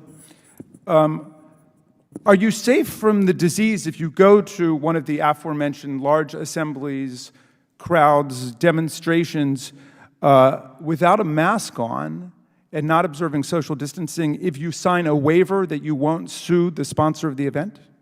I'm not so sure those things are connected, but I'll repeat what I've said multiple times, that being in a crowd, particularly without a mask, is a risk for acquisition and transmission. Okay, but signing a waiver doesn't confer any kind of immunity on you from being infected by the disease? No, of course not. All right. Dr. Fauci, the European governments are in a completely different place. They've got the disease on the run. In fact, the Asian countries have the disease on the run. I saw some remarkable figures. Almost every other country on earth is doing far, far better than the United States, except for Brazil, whose president has followed President Trump's policies. But we have 153,000 dead. Canada, our next door neighbor, has less than 9,000. We have 17 times the number of deaths from it. China, which of course is much larger than the United States, has lost 4,661 people. We've lost 153,000 people. Our rate of death is 36 times higher than China, and on and on. Do we have the financial resources and the scientific expertise in America to do what other governments have done to bring the infection rate down to something manageable so the end is in sight of this nightmare? I believe we do have the tools, and certainly there's been a considerable degree of financial investment. So what is the difference? Why are all of the other countries defeating the disease and we're not? Why do we not have a plan, a strategy for victory to win, to beat COVID-19? Well, I believe I addressed that in not only my opening statement, but also in response to the question of the congressman. And that is that when you look at the comparison between Asia and Europe, as is shown by the chairman's poster up there, that when they shut down to the tune of about 95%, getting their baseline down to tens or hundreds of cases per day. So whereas when we did it, we got it down, but unfortunately, our baseline was 20,000 a day. All right, so we're getting somewhere, but would you agree with me that the critical difference is either the presence or the absence of social cohesion and political leadership to actually develop a plan, execute it, and stick to it? I think there was such a diversity of response in this country from different states that we really did not have a unified bringing everything down. Yes. The gentleman's time has expired, but Dr. Fauci, if you'd like to add more to his question. No, I think I just answered the question. I mean, the end of it was essentially, do we need to stop these disgraceful attacks on public health officials? The gentleman's time has expired. I now you. I yield back. recognize Mr. Kim for 5 minutes. Right, thank you. Thank you to the witnesses for coming out here today. I appreciate it. I wanted to just start with a quick question to the three of you, of yes, no, if you're able to. It's a question that comes from a constituent of mine, and the constituent asked me, and I wanted to ask you, and I'll start with you, Dr. Redfield. Would you assess that our federal government, the CDC included, is doing everything possible to respond to the coronavirus crisis? Dr. Redfield? I think we do have a comprehensive response. The one comment I want to make is the complexity is, as I mentioned before, for over 5 decades, we've underinvested in the core capabilities of public health. And hopefully we've seen now the consequence of that. So as but with our capabilities right now, would you assess that the federal government is doing everything possible? Within the capabilities that we do have, Yeah. but recognizing the core capabilities have not been invested in effectively over the last 5 decades. Okay. Admiral, same question to you. Is our federal government doing everything possible to respond to the coronavirus crisis? It's a very broad question. I do agree with Dr. Redfield. I think within the capabilities we have, we are doing that. Dr. Fauci, do you agree with your colleagues here? Is within the capabilities of the federal government, are you doing everything possible to respond to the crisis? Right, I can only speak very cogently about the agency that I'm responsible for, and I can tell you absolutely that the National Institutes of Health is really doing everything they possibly can, and it's really an all-hands-on-deck approach, not only for the institute that I direct, which is the National Institute of Allergy and Infectious Diseases, but the director of NIH himself is spending most of his time right now on this, even though he's responsible for a lot of other institutes. So I think we are doing about as much as we possibly can. Well, I appreciate that, Dr. Fauci. Admiral, I wanted to turn back to you. I just got a text message from a constituent today that follows up on this type of question, and Laura says, I got a COVID test 10 days ago at a drive-up testing site and still do not have the results. And I know you mentioned before that 76% of tests are coming back within 5 days, but that also means that about a quarter of tests in this country are taking more than 5 days to be able to get these results back. So I wanted to ask you, would it be possible for our nation to have results for all COVID tests completed and returned within 48 and 72 hours? Is that a possible benchmark that we can achieve?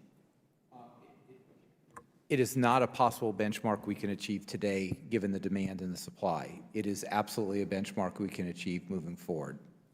Now, I guess a question, so as you said, the demand and the supply. Now, the demand is something that you don't have an ability to control, but in terms of the supply, when I ask you that question, are we doing everything possible to be able to address the needs of the coronavirus crisis?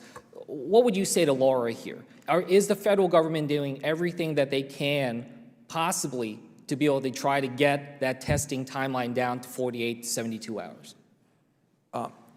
I do believe we are.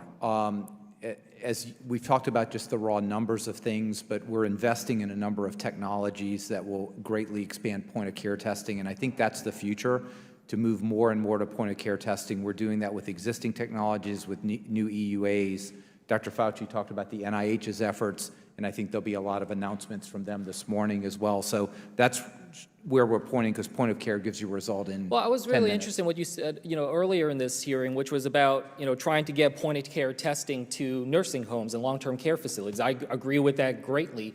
And that feels like it's a place where the federal government is stepping up with additional resources. I'm guessing because the states have been unable to be able to fulfill something of that nature. Is that correct?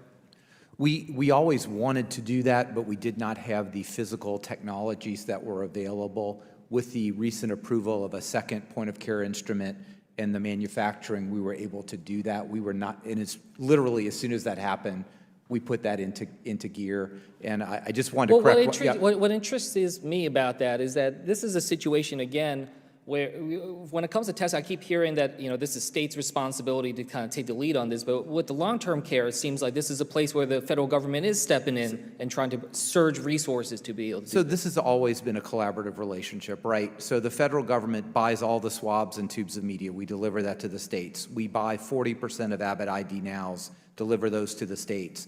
We make affirmative actions for nursing homes because that's where 40 to 50% is. And everything else is really a collaborative interaction. There's part state, there's part federal.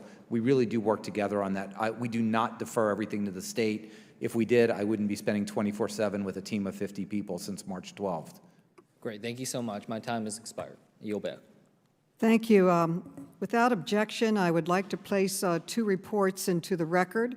One is from Forbes, and it's entitled, "Researchers say protests did not increase COVID-19 spread, but Republicans are still blaming them." This is one report.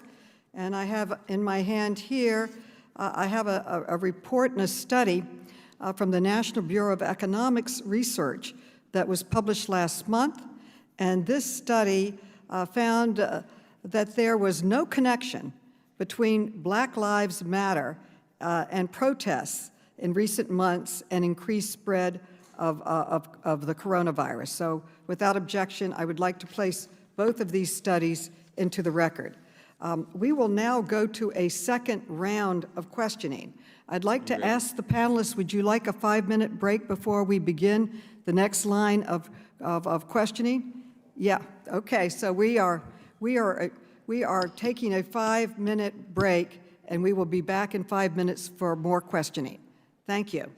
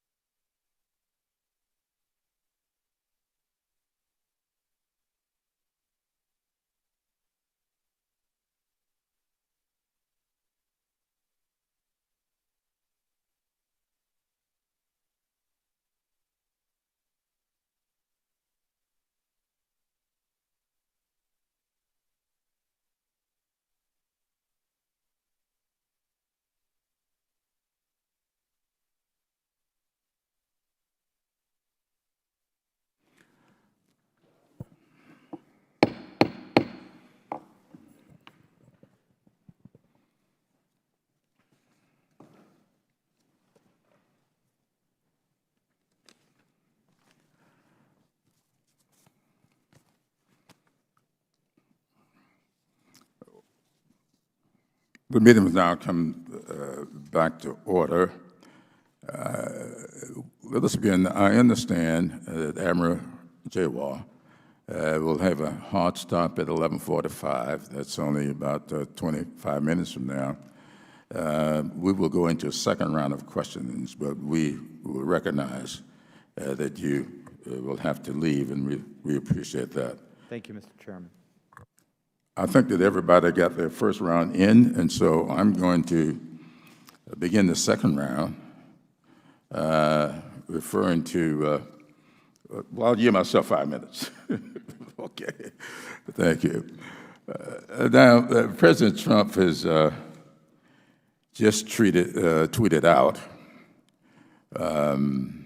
a statement that I'm going to quote in reference to my chart about comparing these cases. He says that the United States has far more cases than Europe, and I'm quoted here, because we do much more testing than any other country in the world. If we had no testing or bad testing, we would show very few cases. Now, Dr. Fauci, do you agree with the President's statement, or do you stand by your previous answer that the difference is caused by multiple factors, including the fact that some states did not do a good job of reopening? I stand by my previous statement that the increase in cases was due to a number of factors, one of which was that in the attempt to reopen, that in some situations, states did not abide strictly by the guidelines that the task force and the White House had put out, and others that even did abide by it, the people in the state actually were congregating in crowds and not wearing masks. I might also just bring something that I thought about and mentioned to you before, Mr. Chairman, that when we talk about crowds and masks, it's always better outdoors than indoors, and being crowds indoors is always worse than crowds outdoors. That's the case because of the circulation of air. So we should avoid crowds under any circumstances, but wearing a mask is the critical issue, right? I agree with that, and I think that I will go to restaurants who allow me to sit outdoors, right? Yeah. And not indoors. So I've been following the science, and I've been agreeing with all three of you as to how we ought to conduct ourselves. But let me just say, and I feel very strongly about this, that the First Amendment to the United States Constitution means a whole lot to me. I'm sitting here as a result of a protest. We open up this meeting today, and many of you, Dr. Redfield most especially, and you, Mr. Ranking Member, talking about our great friend John Lewis, with whom I enjoyed a 60-year relationship. We met protesting, trying to get off the back of the bus, trying to integrate schools, trying to be able to shop in a 5 and 10 cent store and not be arrested for trespassing. Fine for us to get school supplies out of that store, but you can't sit down and eat a hamburger. I'm glad the government did not limit our protests. And so the First Amendment has constraints. The Supreme Court has told us that. You can't yell fire in a crowded theater, but you can peaceably assemble to redress your grievances. You can't do that. Well, I don't think any of those people who were marching out here on this plaza that's now called Black Lives Matter Plaza, they were not carrying guns. They were not disturbing anybody. They were peaceful. They were peaceful. When John Lewis went across that Edmund Pettus Bridge, nobody had any weapons. They were peaceful. They were met by weapons. And so I don't want us to get confused here. And so I'm going to close out my 5 minutes here by asking whether or not this disconnect that seems to be between what the White House is saying publicly and what they're sending out to the states privately. And as we mentioned earlier in the letter, several of these states seem to be reacting to the public statements from the White House and not following the recommendations of the task force that are being sent to them privately. Now, this week, a leaked White House coronavirus task force report paints a very different picture. I've got the document here. This was sent out to the states. And those states in the red zone that are refusing to comply is who heard from us. So I'm not being partisan here. We're trying to save lives. I started my professional career as a public school teacher. I have a daughter who spent 25 years in the classroom. And she's telling me every day how concerned teachers are about returning to school without the safety precautions that so many school districts have asked us to do. That is what my concern is. It's not about going back to school. I know the value of going to school. I know what it is to represent a school district where thousands and thousands of children do not have the internet and cannot receive online learning. I want them in the classroom. I want them to be educated, but I want them safe. And that's what this is about. And I'm not going to ask for an answer to that. I've gone over my time, but I'll yield back. I'll yield to the ranking member. I thank the gentleman for yielding, and I'll start my questions with where the gentleman from South Carolina ended, and that is with safely reopening schools. I first want to point out that this is a report from the United States Department of Treasury as of June 30th, based on the CARES Act and the $150 billion that we in Congress, working with President Trump, sent to the states for various COVID-19 recovery issues. Every state still has billions of dollars remaining in those accounts. And I would urge any school system, because we don't want any school system to open up without safety precautions. In fact, the American Academy of Pediatrics lays out really well how to safely reopen schools. The Centers for Disease Control lays out very clearly how to safely reopen schools, and that includes masks, sanitizers, other supplies. Any local school system that wants to claim they don't have the ability to do that, go straight to your governor. Your governor has billions of dollars in their account that we appropriated, sitting there waiting for you to buy supplies. It's fully eligible. We don't need to change a law. Billions of dollars. Every state has money for supplies. If you run out, give us a call. But right now, there is money in your state's account to buy supplies, masks, sanitizers, to safely reopen. But now let's talk about why it's so important to safely reopen. And I'll ask you, Dr. Redfield, because I know you've done a lot of work in this. We see, for example, the District of Columbia is currently saying that they're not going to reopen within school learning. There's not been a single death. Not a single death of anybody under the age of 19 in the District of Columbia. In fact, in Virginia, you're seeing Northern Virginia take this same closed-minded approach. Not a single death in the entire state of Virginia of a person under the age of 19 from COVID-19. But now let's talk about the danger, the detriment that this is doing to those children. I want to dig deeper into the studies I've seen on some of the things you talked about. Mental health, a lack of screening for child abuse. I've seen that maybe 14,000 cases of child abuse are reported in schools every year. That's not happening. And for those children that are in those home settings where the parents are abusing the children, nobody's getting reported because the children are sitting at home. They're not right now, in many of these cases, going to be allowed to go into the school where it can be detected, and it is detected every year. I know we don't talk about it a lot. It's an unfortunate part of our country's society, but it happens. Children are abused, and in so many cases, it's detected in the school. That's not going to happen if these schools don't open. Can you talk about those numbers? Have you seen some of that data? Well, Congressman, I can just reemphasize what you said, and it's obviously one of the more disturbing consequences of the lack now of that reporting, not just at schools, which have been so responsible for mandatorily reporting child abuse, but the other place that sometimes it's recognized is obviously in the clinical setting. And as we know, pediatric visits have been curtailed in a lot of clinical settings. So, I mean, it is a highly significant situation now, and you can imagine what it must be like to be one of those recurrently abused children that has sort of lost their safety nets. Well, and I apologize, we're running low on time.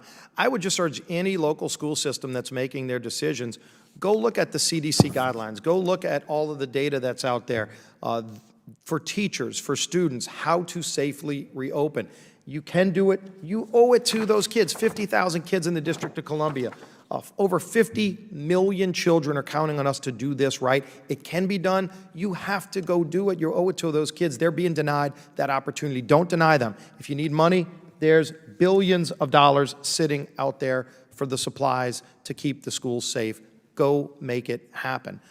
Dr. Fauci, I want to talk to you about Operation Warp Speed. And first, I want to thank you for, in your opening statement, talking about the over 250,000 people have signed up for those clinical trials. What's that website again if somebody in America wants to be a part of this trial? coronavirustreatmentprevention.org. Thank you. Now, to ask about, and I know a lot of people don't really know the details, and again, of all of these plans that are out there, these are plans. I know some people, including some people in this room, disagreed with President Trump's decision to stop flights from China, for example. As you testified earlier, it was the right decision, and it saved lives. I guess they were okay if more lives would have been lost, but that decision saved lives. It was part of a plan. They might not agree with the plan, but the plan saved lives. When we talk about warp speed, I do think it's real important to note, because some people are concerned that there might be some cutting of corners to get to a quicker vaccine.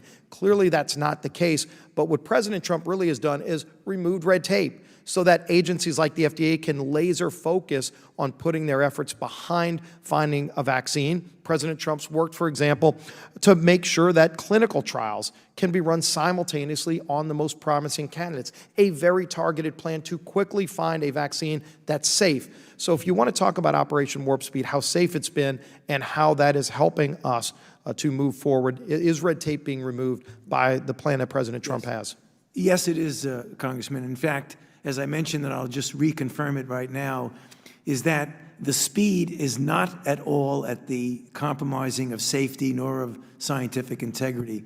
Getting from the sequence to the vaccine production was record speed, had nothing to do with safety, had nothing to do with cutting corners. From the vaccine to the phase 1, again, was in record speed only because red tape was really avoided. And as we got into phase 3, the same thing.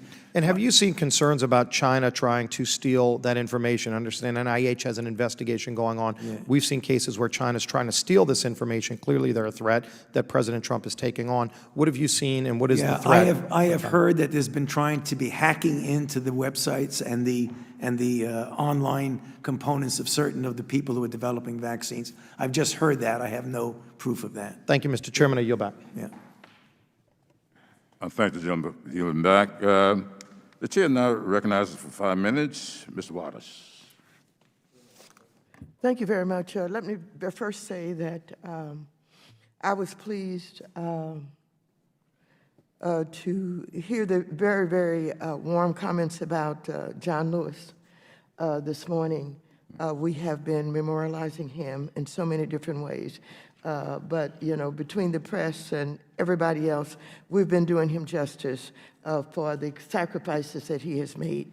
And let me just tell you, this virus is not Democrat or Republican. I'm going to send my condolences to the family of Herman Cain, who was a presidential candidate, who is a good friend of the president's, who happened to have been at the rally in Tulsa, June 20th, with no mask on, with a group of people around him with no mask on, and he's dead. He died.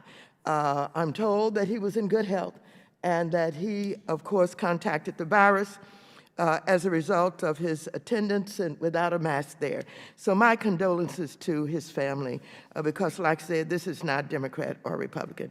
I just want to remind the committee I spoke earlier about the manipulation of hospitalization data and what the president has done, basically ordering hospitals to change how they report hospitalization rates. And I drafted an amendment to H.R. 7617, one of the fiscal year 2021 appropriations packages that includes the Department of Health and Human Services. My amendment, which prohibits any funds from being used to require hospitals, hospital laboratories, and acute care facilities to report COVID-19 data under requirements imposed by the Trump administration's new rule was adopted. I look forward to preventing a harm that I believe will lead to senseless and avoidable suffering. Let me go further and say that I'm alarmed about the way that the president is handling so-called information about children and their ability to return to school. This is a president who first called the pandemic a hoax. This is a president who said it was going to just disappear.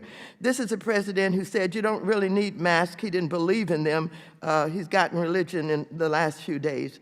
This is a president who disregarded social distancing. This is a president who recommended hydroxychloroquine as a cure. And this is a president who went so far as to say disinfectant could be used. And so now, this president who expects us to believe him rather than the medical experts is saying children are almost immune. Is that an expert medical conclusion, Dr. Fauci? That children, or whatever that means. What does that mean? Children are almost immune from this virus. Well, generally, when you say a person is immune, that they're protected from getting infected. And children do get infected. And so this is not an expert medical conclusion that we have had documented somewhere? Well, I mean, if you're talking about a conclusion that children in general are immune, that children do get infected, we know that, so therefore they're not immune. Okay. I mean, what I must just say, Congresswoman, that when children get infected, that when you look at the deleterious consequences, they generally do much, much better, because if you look at the hospitalizations, that children have a much, much lower rate of hospitalizations than adults. In fact, the curve goes way up as you get older and older. And when you get to the age group of children, they generally do not get serious disease as much. I understand that, and I've been listening, and I did understand what you just described. But what I was asking really was about this president's latest comment that children are almost immune. And so I think I got the answer to that. But let me just say to Mr. Scalise that this billions of dollars that you're talking about in every state, I don't know where they are, but you keep referring to supplies. It's more than about supplies. It's more than about being able to wash your hands. It's about space and whether or not all of the schools have the space to do the social distancing. It's about whether or not children are going to wear masks and how that's going to be enforced. It's about how you keep children from gathering. It's about how do you feed them. It is about more than the fact that they need some supplies. Would the gentlelady yield? Yes, I'll yield. Clearly, that is all part of what is laid out in CDC guidelines in the Center, in the American Academy of Pediatrics guidelines. They lay out those guidelines for how to do all of those things. Okay, reclaiming my time. Usually about 10 feet away from a school. Reclaiming my time. Let me just say this, that all of the professionals are saying that this is a decision that must be made by parents in the communities, with the educators, et cetera, et cetera. You cannot hand down an answer from the federal government that, you know, would absolutely protect these children. One decision by the federal government is not sufficient to force these schools to open. I yield back. I thank you, gentlelady, for yielding back. Before I go to Mr. Jordan, let me say to Admiral Giroir, I understand you need to leave in 4 minutes. Would there be anything you'd like to enter into the record before leaving? No, the reason I'm leaving is because we have a meeting virtually with all 6,100 of the Commissioned Corps officers, whom I have the honor to lead along with Surgeon General Adams. We've done over 7,200 deployments of 4,000 individuals. And let me tell you, the other 2,000 are hard at work taking care of people at qualified health centers or the Indian Health Service or in the prison. So I mean no disrespect by leaving, but this is a crunch time for our officers on the front line of the pandemic, and I really appreciate the opportunity to recognize them and also to be with my brothers and sisters in uniform. We thank you for your service, and we thank you so much for that. I think you might find me to be the biggest booster in the United States Congress for federally qualified community health centers. I consider them to be the ultimate safety net in health care, and I have been that way since I've been here in the Congress. I'll go back over 50 years with community health centers, and I believe in them, and thank you so much for bringing them into the process. And with that, I yield to Mr. Jordan. 5 minutes. The right to protest is important, Mr. Chairman. I have engaged in it with fellow citizens, peacefully assembling to talk about important public policy issues. My guess is everyone on this committee, probably everyone in the United States Congress, has done the same thing. But I think all the First Amendment is important. Democrats seem to think it's just the right to protest. I think all of them. You think about the freedoms we have in the First Amendment: freedom of religion, freedom of the press, freedom to assembly, freedom to petition your government, freedom of speech. All of them are important. And what's interesting to me is the very first one the founders mentioned was your right to practice your faith.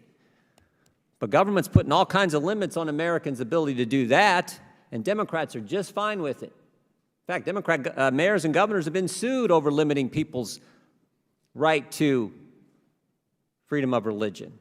I want consistency. That's what I want. In fact, I'm concerned about the whole Constitution. Democrat mayors and governors have limited Americans' right to exercise their Second Amendment liberties, closing down stores that allow people to exercise and purchase firearms and exercise their Second Amendment liberties. I think it's important that Americans get an education, but we got Democrats who say can't go back to school. Kids can't go get what they need to put them on the path to achieving the American dream, but boy, they can protest. Everyone can protest. In Portland, in fact, the teachers union says, we don't want to go back to school, we don't want to teach kids, but they've actually encouraged teachers to go protest. The 9-week protest going on in Portland, where they burn the city every single night, where just last weekend 3 officers were blinded by the lasers that some of these peaceful protesters use. So I'm concerned about Americans, all rights, all the privileges. All kinds of Americans right now aren't permitted to go to work. Maybe it's a small business they started, put their entire life savings on the line, started this business, have a number of employees whose families are counting on them running their business. And what's government do? What do Democrat-led governments do? They arrest them if they want to run their business. Just ask Ian Smith and Frank Trombetta, who run a gym in New Jersey. So the ability to engage in your livelihood, the ability to have your kids get an education, the ability to practice your faith are just as important in my mind as protesting. I just wish the Democrats would look at all the rights we enjoy as Americans and make sure that they're dealt with in a consistent fashion. This idea that we're limiting what people can do, practice their faith, run their business, employ people, engage in their livelihood after they've poured their entire lives, their family's resources into it is just wrong. You know who else has to go to work? You know what? You know who else has to go to work? Law enforcement has to go to work. Are you guys tracking what's happening to law enforcement at all at these protests? And I'm not talking about the 49 police officers who were attacked 2 weeks ago in Chicago. I'm not talking about the 3 who were blinded this past weekend in Portland. I'm not even talking about what the Seattle chief of police said when she said she can't deploy. She had to do an adjusted deployment for her police officers because the protests are so bad, and the defunding concept that is happening around our country in these in these cities. Chief Best said she had to do an adjusted deployment, told the citizens, we're not going to be there, you're on your own. But where they are out there, these police officers, are you guys tracking what's happening to them? Not talking about the violence, but the exposure they have to the coronavirus? Dr. Fauci? I'm sorry, sir. What was the question? Are you tracking what's happening to police officers and their exposure to the coronavirus while they're out doing their job? I don't do tracking of the infection. That's probably more of a CDC question. I've not tracked. Is that a concern? You talk about park police, been under siege. You're talking about law enforcement in our municipalities that have been attacked. But I'm just talking about the exposure to the virus as well when people are yelling and screaming in their face. Are you concerned about that? As I said before, I'm concerned about any crowds, particularly people who don't wear masks. I'm concerned more about indoor crowds than I am at outdoor crowds, but crowds without masks are a problem. Dr. Redfield? We continue to look at a variety of number of first responders in some of our surveys, looking at antibody to try to understand what the virus attack rate is. We do have that for some cities. I don't have it for the West Coast right now. But So you do have that information on some law enforcement in some cities? First responders, for example, we've done New York, we've done Detroit, we're doing Rhode Island right now. Well, that'd be information that'd be helpful to this committee when I think about what our law enforcement is having to endure, particularly at these protests. Not just the violence, but the exposure now that they're getting to the virus from the protesters. And frankly, I wish we would get something from the other side. The silence on what's happening at these protests and the impact it's having on our law enforcement, I think, is just unfortunate. I hope they join us in speaking out against the defund the police concept and everything that's happening to law enforcement around the country. The gentleman's time has expired, and as I yield to Ms. Maloney, I will say to the gentleman, I'm sure enough waiting on you to tell me the difference between a first responder and an essential worker. Just think about that for a moment. With that, I'll yield back. I'll yield 5 minutes to Ms. Maloney. I thank the chairman and the ranking member for this incredibly important hearing and for all of our participants, our witnesses. I have 2 questions that I think are especially relevant that have not been discussed very much. And one is, what is the task force doing in relation to safeguarding elections? We are going to be all voting in November. Some states have vote by mail, other states do not. And many people prefer to vote in person. And we have guidelines that say social distancing of 6 feet, but possibly could it be changed to 3 feet if it's going to be more of a hurried participation. But I think it would be helpful to the American public if the task force considered and came out with clear guidelines for the professionals working in the Board of Elections across the country and the people participating in voting. So I'm making that request. You may want to comment on it now, Dr. Fauci, or get back to us. I'd be happy to get back to you on that. We could discuss this at a task force meeting if you'd like and get back to you, Congressman Maloney. And to the public, I would say. Yes. And Congresswoman, if I could just comment, CDC did in March and updated in June guidelines for polling facilities, and we'll obviously be looking at that to see if they need to be updated more. We do have an MMWR coming out this week looking at the primary results in Wisconsin. So this is an area we're trying to make sure the polling centers and people who go to polling centers to vote understand the importance of the guidance we can give. That would be very, very helpful. Secondly, as a former teacher, I'm concerned about the contradiction in messaging. You know, as a teacher, we're taught to get your facts straight and then communicate it very simply and directly. So the task force will come out with very important, relevant information, and I try to follow it all religiously. But then it's countered by other leaders working in this area, say they have to wait so long, especially if it's a private test, like from Quest or something. The turnaround time is like a week or 16 days in some cases. So then they can't really trace, because by the time they get the results of the test to start tracing and isolating, it's too late. So I'd like both of you to comment on it. This is something that my city's working very, very hard to respond professionally to everything you're recommending. But they tell me they're having a terrible time trying to implement the tracing and the isolation, and they nail it on the turnaround time from the test is too slow. Well, thank you for the question, Congressman Maloney. Admiral Giroir had actually addressed that, but maybe I could just summarize what he had said both in his opening statement and upon response to a question. There's no doubt, and I've said that myself, if you have to wait multiple days for the result of a test, and the test is done in the context of contact tracing, that it in many respects obviates the whole purpose of doing it, because if you have to wait that long, a person has already been out in the community for that period of time. One of the ways to kind of prevent that and mitigate that a bit is that if a person goes in for a test, they should assume that it might be positive and should essentially isolate themselves before they go back until they get the result of the test.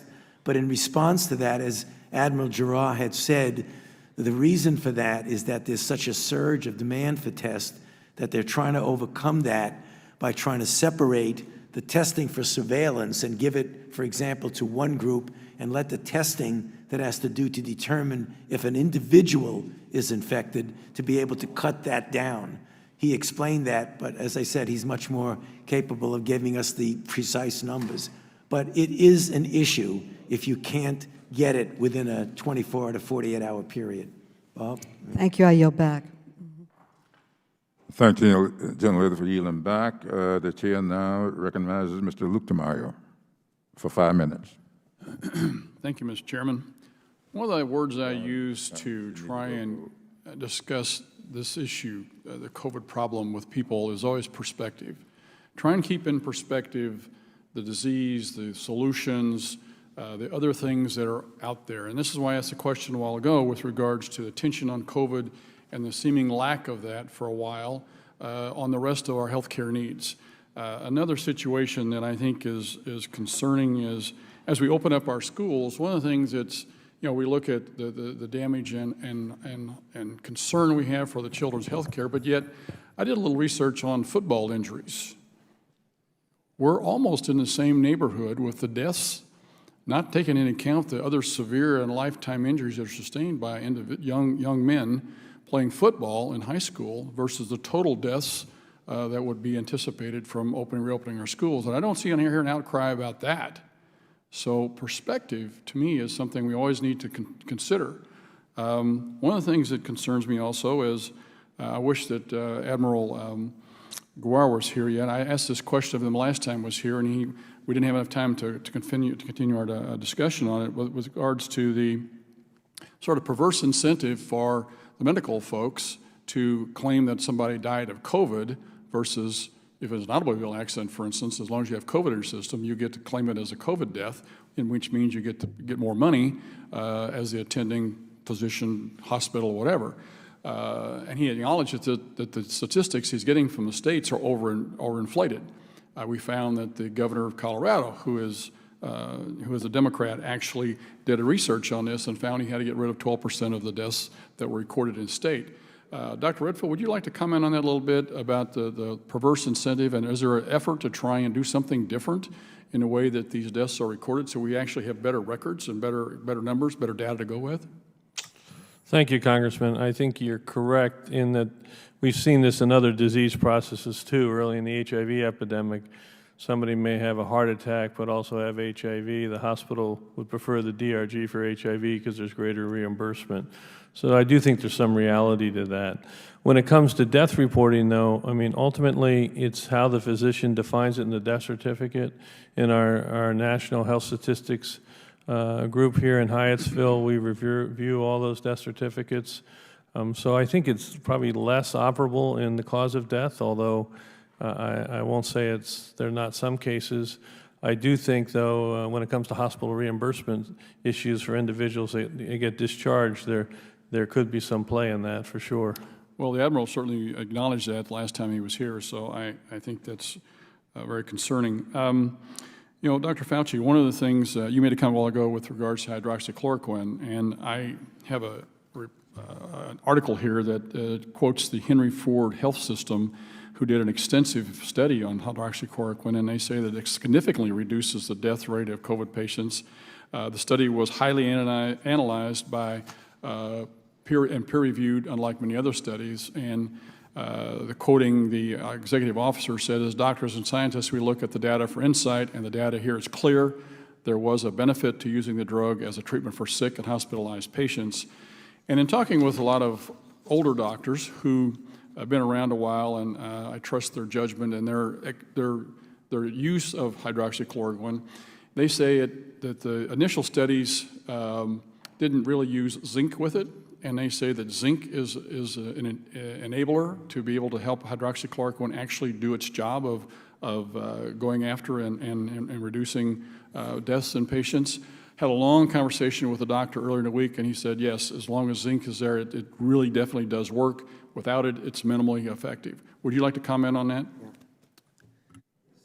Thank you for that opportunity to comment. The Henry Ford Hospital study that was published was a non-controlled retrospective cohort study that was confounded by a number of issues, including the fact that many of the people who were receiving hydroxychloroquine were also receiving corticosteroids, which we know from another study gives a clear benefit in reducing deaths with advanced disease. So that study is a flawed study, and I think anyone who examines it carefully is that it is not a randomized placebo-controlled trial.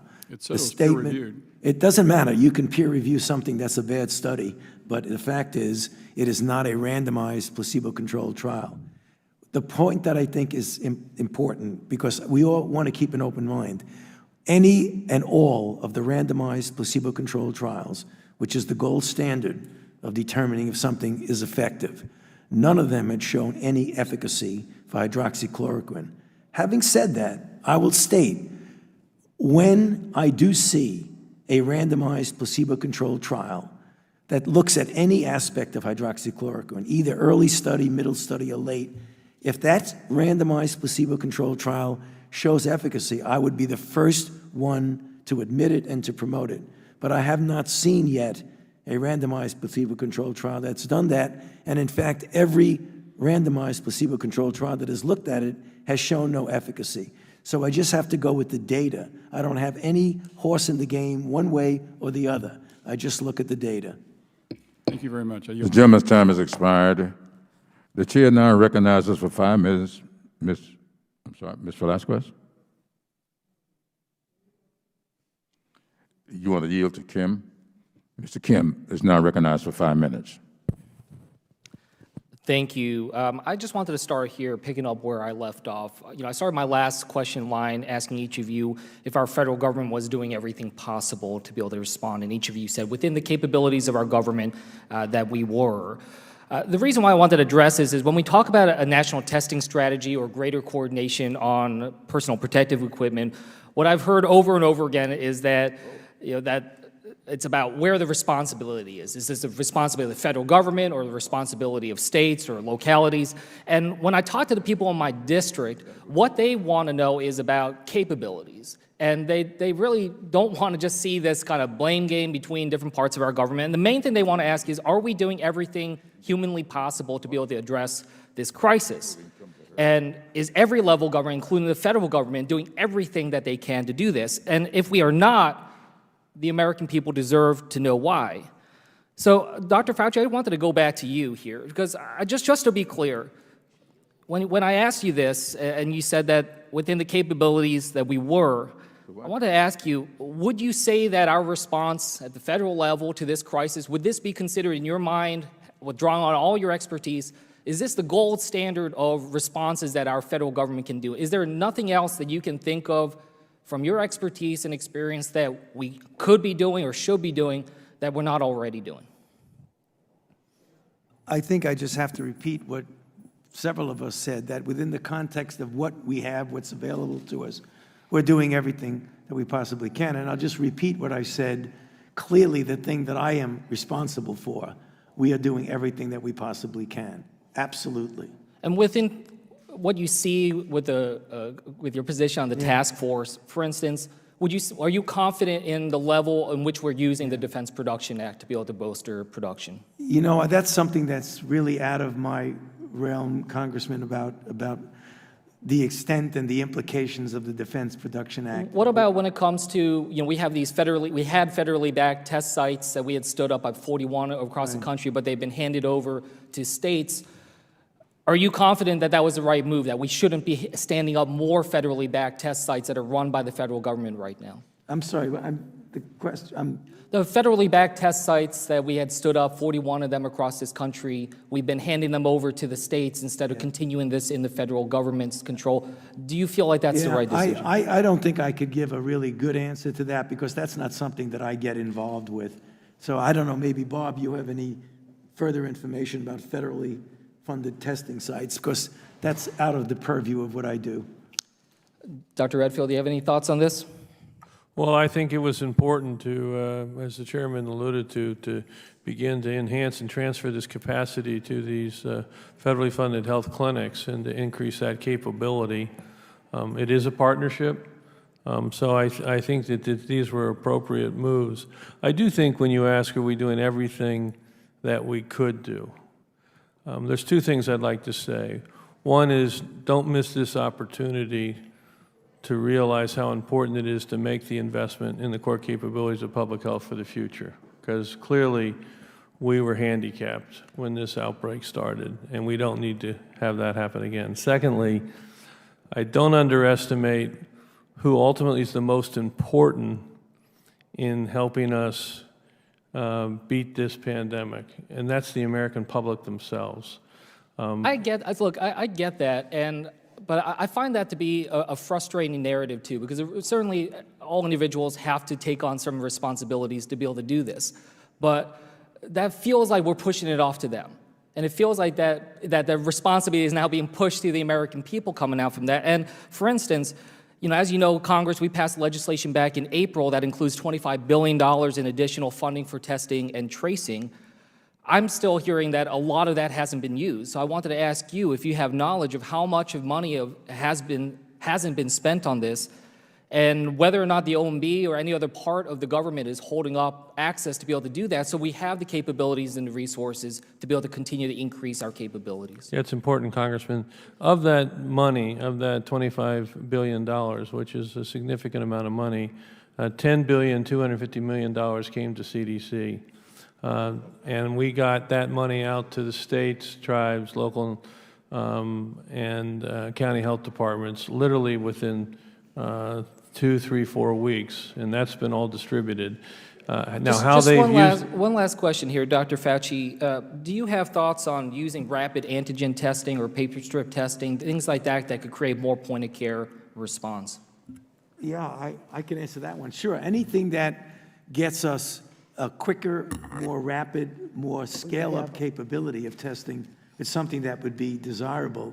And in fact, that was one of the things I mentioned very quickly in the third component of the NIH strategic plan, the RADx, which is about $500 million, to try and develop exactly the kinds of tests that you're talking about. Rapid, point of care, highly sensitive, highly specific. Well, let's try to work on that together. The gentleman's time has expired. Ms. Vorlosky, you're recognized for 5 minutes. Thank you, Madam Chair. Thank you, Dr. Fauci, for hanging out with us. Really appreciate it. I think the one question that I have left today, and I think it's a question the American people want to know, my district certainly wants to know in Indiana, is it your opinion, do you believe that China covered up the origins of the crisis? You are in this closer than anybody else in our country, and the American people listen to what you have to say. I've been asking lots of questions since this committee was created, because I think China needs to be held to a much higher standard than we're holding them. But do you believe China covered up the origins of the crisis? You know, Congresswoman, it really depends on what you mean origin of the crisis. The beginning of the pandemic, the disease itself, as it broke on TV and we saw it. Well, I think from what we know, and I'm sure Bob can also comment on that, from the conversations that we had early on, it was led to believe that early on that this was jumping from an animal to a human in the context of the wet market in Wuhan, and that it was inefficient virus that just jumped from an animal to a human and didn't necessarily spread very well from human to human, at a time when it was clear that there was at least a few weeks and maybe more of transmission from human to human that we didn't know about. And then when we finally found out that it was a highly efficient transmitter from human to human, it would have been nice to know about that sooner. So, all right, do you think China is a threat to the American vaccine research that we've been talking about for the past 3 hours? Did China do what with the vaccine? Do you believe that China is still a threat today to the American vaccine research after we? No, I don't think so at all. I think one of the things people need to understand that what we do is really transparent. We publish it, we announce it. So if they want to hack into a computer and find out what the results of a vaccine trial are, they're going to hear about it in the New England Journal of Medicine in a few days anyway. So, you know, when I testified earlier, I was talking about the fact that just a few days ago that our country indicted by the Justice Department 2 Chinese nationals for hacking the heroes that are working on a vaccine. China has obstructed every single thing that we've done, turn that we've made, place that we go, starting all the way back with PPE. And I was very involved in my district in trying to get PPE, and China was obstructing every single part of the way. So I think, you know, my fellow folks in my district and in this country believe otherwise. I think, you know, the American people want to make sure when we're talking about safe vaccines and we're talking about the FDA and we're not shortcutting safety and those kinds of things, I don't know how in the world that we can stand there and say, no, I don't think China's a threat to the vaccine production in this country when we just indicted 2 people, and not just 2, but I think that question is so important, Madam Chairwoman. I think it's so important. I want to re-ask my question. I see our chairman's not here, but to you, Madam Chairwoman, I think we need to investigate that answer on cybersecurity. You know, we've already indicted more than 2 people, but just 2 people in the last couple of days ago. Why can't we have a hearing in here? And I understand the chairman has said before, well, there's other committees having hearings on the role of China, but nobody's having a hearing on the role of China versus the producers in America and the vaccine process that we're looking for, the heroes that are trying to save lives. That would be appropriate for this committee. Can we get a commitment? Can I get a commitment from you sitting in for the chairman that we will actually have a hearing and look at this? This committee is chaired by Mr. Clyburn. Right now it's chaired by you, Madam. I do not intend to give you an answer to a question about how to run this committee in his absence. You may address him when he returns, not me. I appreciate that answer, and I will, but I think for the record, I think we still are owed an answer as to why we can't look at that in this committee. There's no other committee set up to look at the vaccine process of oversight than this one, especially having you gentlemen here today. So I would yield back my time and add that for the record. Thank you, Dr. Fauci.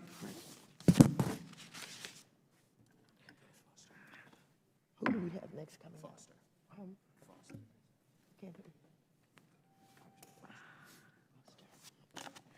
Mr. Foster, you are now recognized for 5 minutes. Oh, thank you, Madam Chair, and to our witnesses. Well, first off, I'd like to second the comments of my colleague, Representative Dr. Mark Green, on the letter that was recently sent from this committee providing for ongoing real-time bipartisan oversight of Operation Warp Speed by the Government Accountability Office, the GAO. With Dr. Green and myself as the bipartisan points of contact, directing the GAO of points of interest to the committee. You know, in my time in science, I was involved in billion-dollar research projects that were subject to GAO oversight. They would bring in outside experts, they'd ask hard questions, and they report back to Congress the truth as they see it. You know, both from a technical and scientific point of view and also a project management point of view, which can often be critical. GAO is fastidiously nonpartisan. They will give us real-time briefings, staff briefings and member briefings, and periodic reports on the progress of vaccine and therapeutic manufacturing under Operation Warp Speed. But they will only give us briefings on a bipartisan basis, which I think is very valuable, because it will be crucial that people believe when vaccines and therapeutics become available that the process was not politicized, that we actually have bipartisan agreement that reasonable decisions, free of conflicts of interest or political intrusion, are being made. And the GAO is intent on not becoming a tool for partisan advantage, which really helps our government work better. So an example of the sort of thing that I'm interested in having them look into is something I was discussing with Dr. Redfield over the break, which is a monoclonal antibody therapeutic manufacturing. There's a lot of the good news is that there is, in fact, a strong immune response to this virus by the human immune system. This means, among other things, that vaccines are more likely than not to work, and it also means that antibody therapeutics are more likely than not to work, as they have against recent viruses. So we may be in this position where, yeah, there's a miracle cure that can then prevent or cure COVID-19, but we do not have the manufacturing to meet the demand, especially given the ongoing flare-up of COVID-19 in our country. And so that you can imagine the politics of that will become extremely fraught rapidly when we have to decide how to dispense this potentially life-saving therapeutics. And so it's also a circumstance in which aggressive project management may be crucial. You know, you can imagine if you want to produce the maximum number of antibodies, you may say, okay, we are going to choose the most effective antibody from company A. We are going to produce it using the optimized cell lines from company B, and we're going to use the high-volume production equipment on company C. This will require things like the Defense Production Act being used at their fullest to just leapfrog around issues of things like intellectual property. You know, already the companies that are optimizing cell lines are getting into patent fights and so on. We don't have time for that.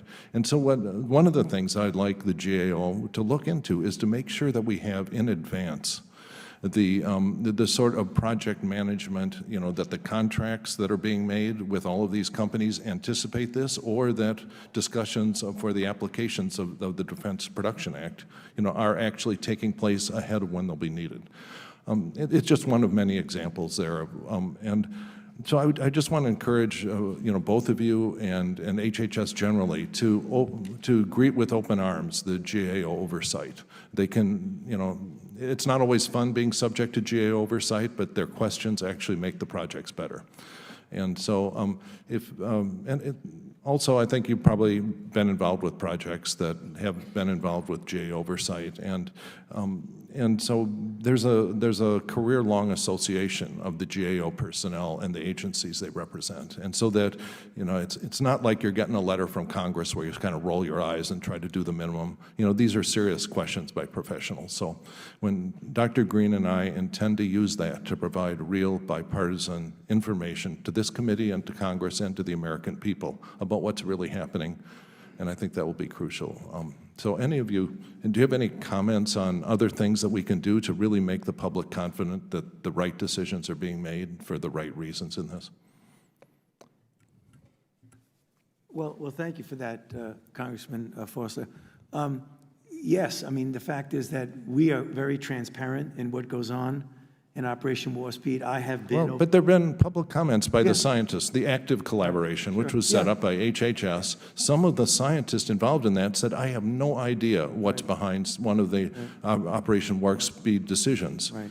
So in direct answer to your question, I think you brought up a good point about the monoclonal antibodies. We didn't get an opportunity to mention this in any of the questions, but monoclonal antibodies, just this week, there were 2 trials that have been initiated, one on an outpatient basis for early patients, one on an inpatient for more advanced patients, which we really have a lot of anticipation that is going to be something that is going to be an important tool in the armamentarium of how we treat COVID-19 patients. So I wanted to get that in because I think that's really important. Regarding the scrutiny of a GAO or otherwise, I have been, in the many years that I've been doing this, had many GAO looking into the things I've done. In fact, I have found it in many respects very helpful. Thank you. Yield back. Gentleman's time has expired. Ms. Velasquez, you are recognized for 5 minutes. Thank you, Chairwoman. I want to get back to the delays in testing. Researchers at the University of Pennsylvania recently found that testing sites serving communities of color in big cities are fewer in number, have longer lines, and often run out of tests faster when compared to sites in wider areas in those same cities. As former Federal Reserve chairs Ben Bernanke and Janet Yellen told the Select Committee, nothing is more important for restoring economic growth than improving public health. Yet we have the president that says, slow down testing, please. And the most vulnerable among us are being impacted. Frontline workers, small businesses that cannot reopen safely, and Black and Latino populations. So I have some questions along these lines. Dr. Fauci, I have a simple question for you. Do you attribute This inability to control the virus to the delays in testing and contact tracing. Thank you. Control of the virus is clearly a multifaceted process that involves many things, the most important of which is what we were just speaking about before, about testing, about masks, crowds, outdoor versus indoor, distances, et cetera, et cetera. We've been through that multiple times during this hearing. Testing is a part of the process, but the process of controlling infection, when you're talking about contact tracing, obviously you need testing, and you need testing back within a reasonable period of time. And the concern that you're expressing is for the days that it takes, and Admiral Giroir has addressed that several times during this hearing. But testing is a part of the comprehensive approach, not the only thing, but as part of the approach. Thank you. South Korea had rapid results for testing and tracing, and the virus is essentially contained there or gone. Do you agree that what they did with respect to testing helped those countries get the virus under control? Virus and the control of some of the Asian countries were due to a number of factors. Their ability to shut down almost completely, as I mentioned in a remark before, to the tune of 90+%. Did they rush to reopen the economy? No, they shut down. They had the capability, because they got down to a very low baseline, to do adequate identification, isolation, and contact tracing. Right now, they are trying to reopen. It's going to remain to be seen how successfully they do that. So, for the record, does testing result in the U.S. seeing more COVID cases, or are other factors causing the spread? Does testing result in the U.S. seeing more COVID cases, or are other factors causing the spread?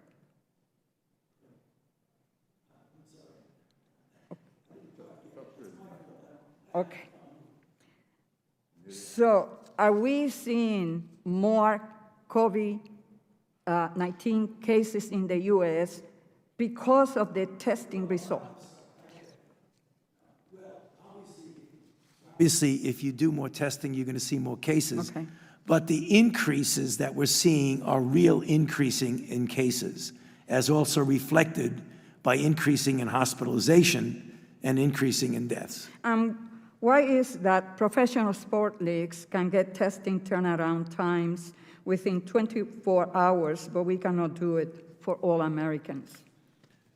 Well, some of the sports clubs have been using the rapid test, which is really very different from the test that requires extraction of DNA and takes time in a different machine. So they have bought a bunch of machines that allow testing to take place where you get a positive back in 5 minutes and you could declare negative in 15 minutes.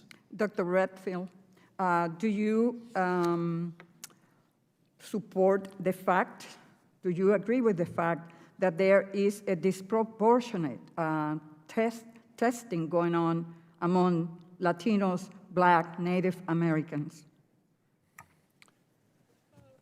I wish the Admiral was here to answer it, but I've heard him answer this before, and Tony may comment, that he has set up disproportionately these testing sites in areas that have indications of more complex social economic status. I don't remember the exact number, maybe Tony does, but more than 70% intentionally trying to target areas that may be more disadvantaged. So I wouldn't agree with that statement, but I would like the Admiral to be able to get back to you with the specifics. So you haven't seen the long lines in the urban cities and also in states where we have large population of Latinos and Blacks? I've seen the television lines. Mm-hmm. What I was trying to say when you said, was it specifically disproportionate for Hispanic, Latino, or African American or Native Americans? And I'm not comfortable supporting that comment. I would rather get the specific data from the Admiral, which I do think the system has really gone over the other way to try to make sure we've enhanced the community health centers and these federally assisted testing sites in areas that are specifically more disadvantaged. The gentleman's time has expired. The chair yields 5 minutes to Mr. Raskin.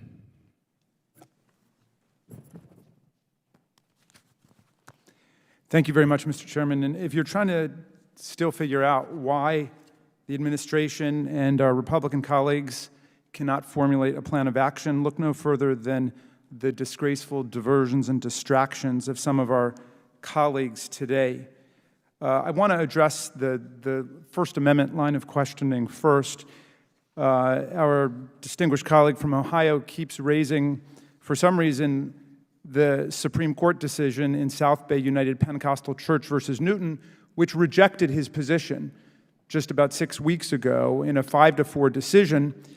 There, a church said that the restrictions limiting the number of people who could go to church to 100 were perfectly constitutional because that was the exact same rule that applied to lectures, concerts, movies, spectator sports, theatrical performances, political party gatherings, and so on. In other words, there was no religious discrimination taking place, which is why the Supreme Court rejected the claim, and there is no religious free exercise exemption to public health orders, as you were indicating, I think, Dr. Fauci. So the parties in the case cited numerous cases of church gatherings with people unmasked, singing, chanting, and so on, that became super spreader events.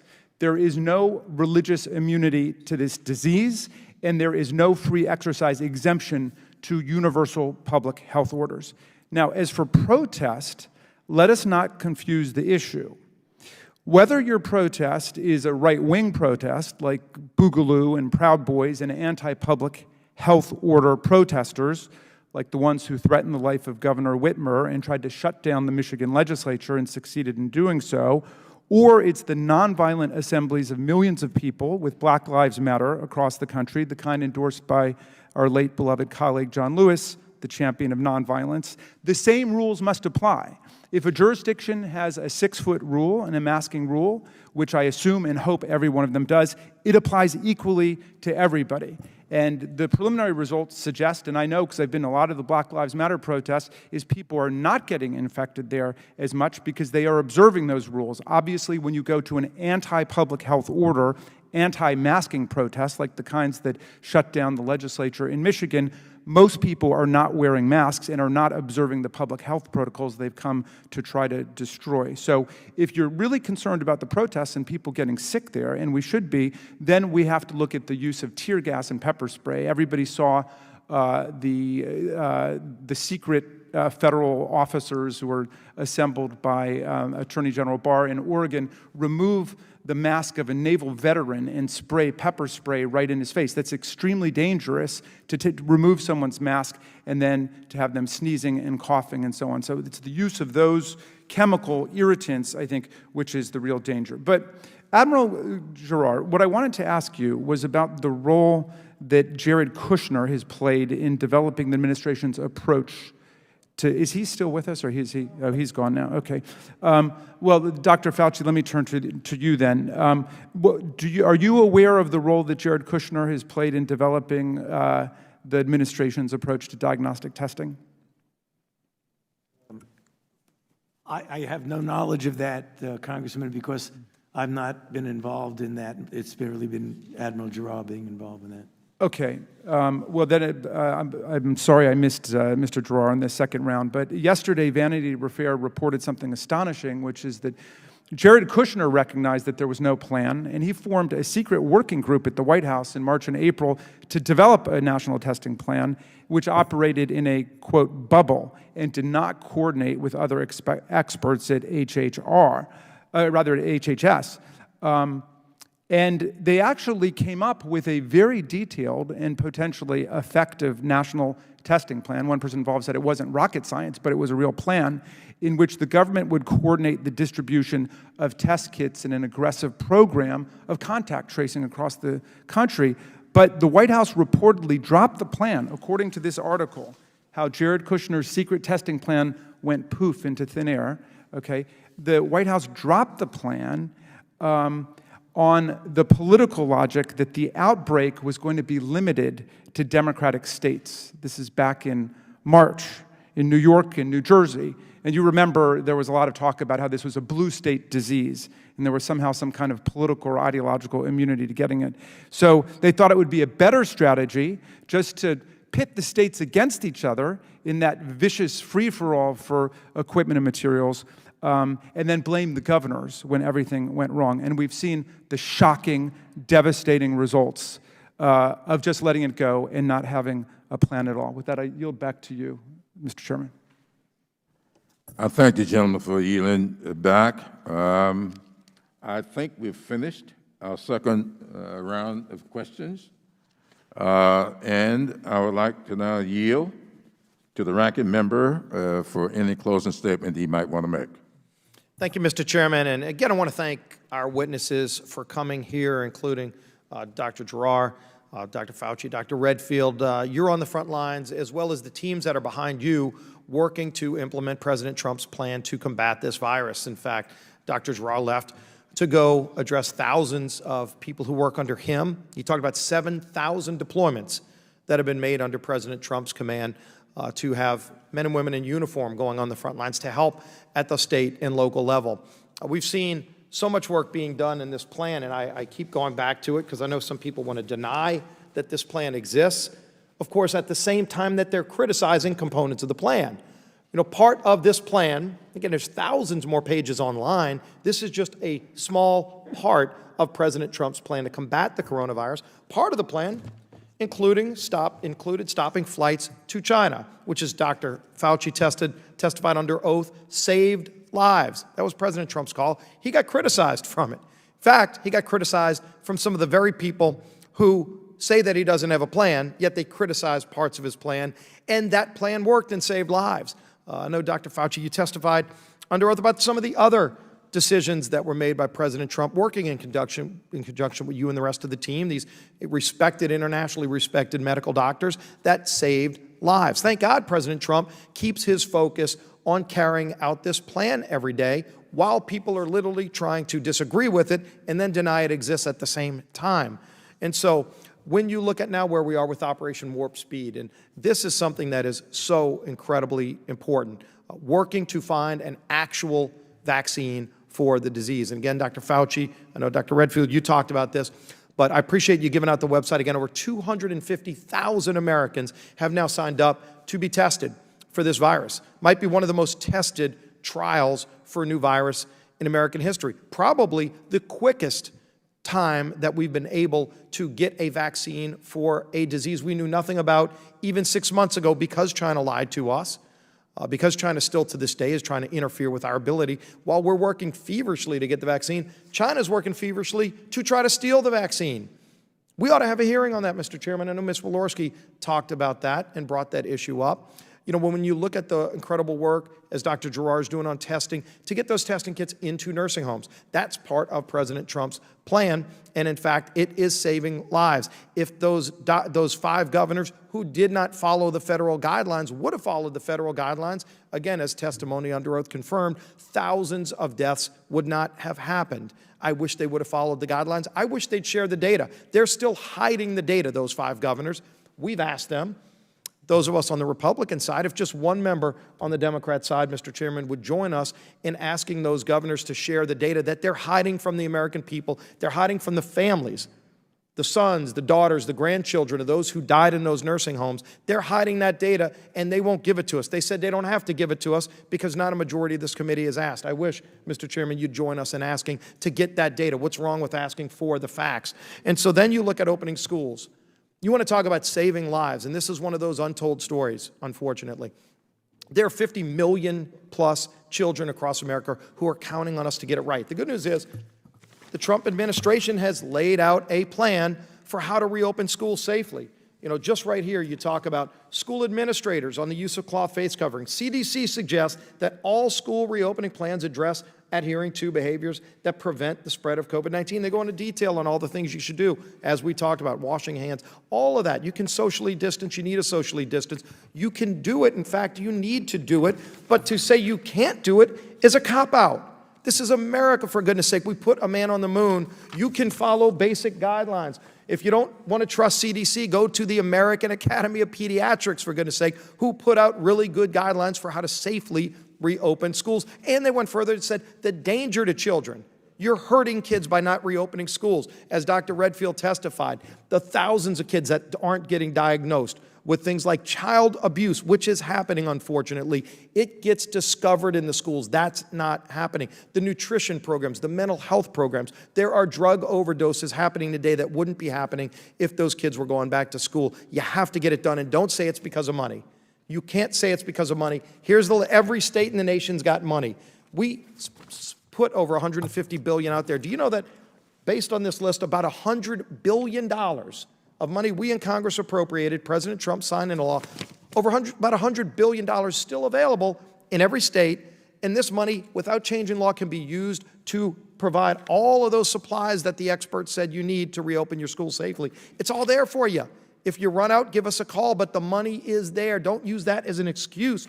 We all owe it to the kids. If there's never been a better time to make the argument for school choice, for goodness sake, you've got some of these unions that are saying they don't want to go back to school. As Mr. Jordan pointed out, they're encouraging people to go to a protest where you're not socially distanced, but they say you shouldn't be able to safely reopen the school, but they want to take the money.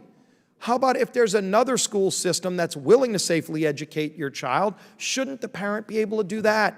Why deny parents in low-income communities the ability to have the same choice that other people that aren't in low-income communities have? That ought to be on the table, too, because there are systems all across this nation that have figured it out. Again, you don't need to reinvent the wheel.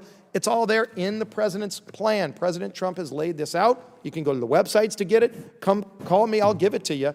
But it's there. If you don't like it, you put a better plan on the table. Of course, they haven't done that. But in the meantime, don't deny those children the opportunity to seek the American dream that everybody else has deserved over the history of our country. And that's what will happen if they don't follow those safety guidelines and safely reopen the schools. So with that, Mr. Chairman, I again thank the witnesses, appreciate the work you're doing.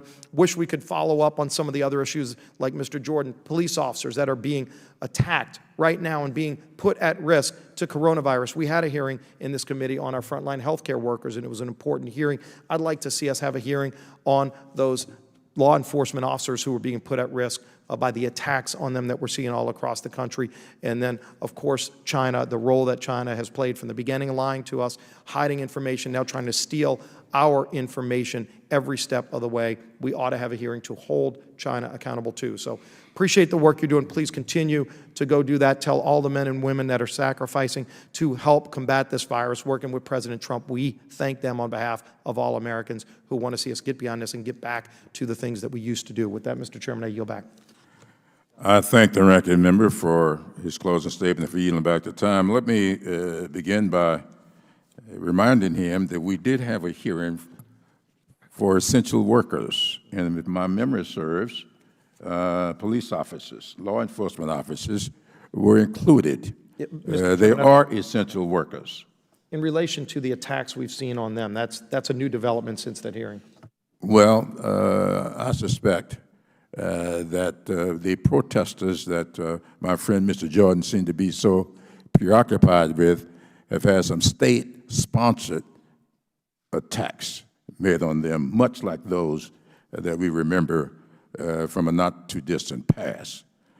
But this week, a leaked White House coronavirus task force report indicates that there are 21 states in the so-called red zone.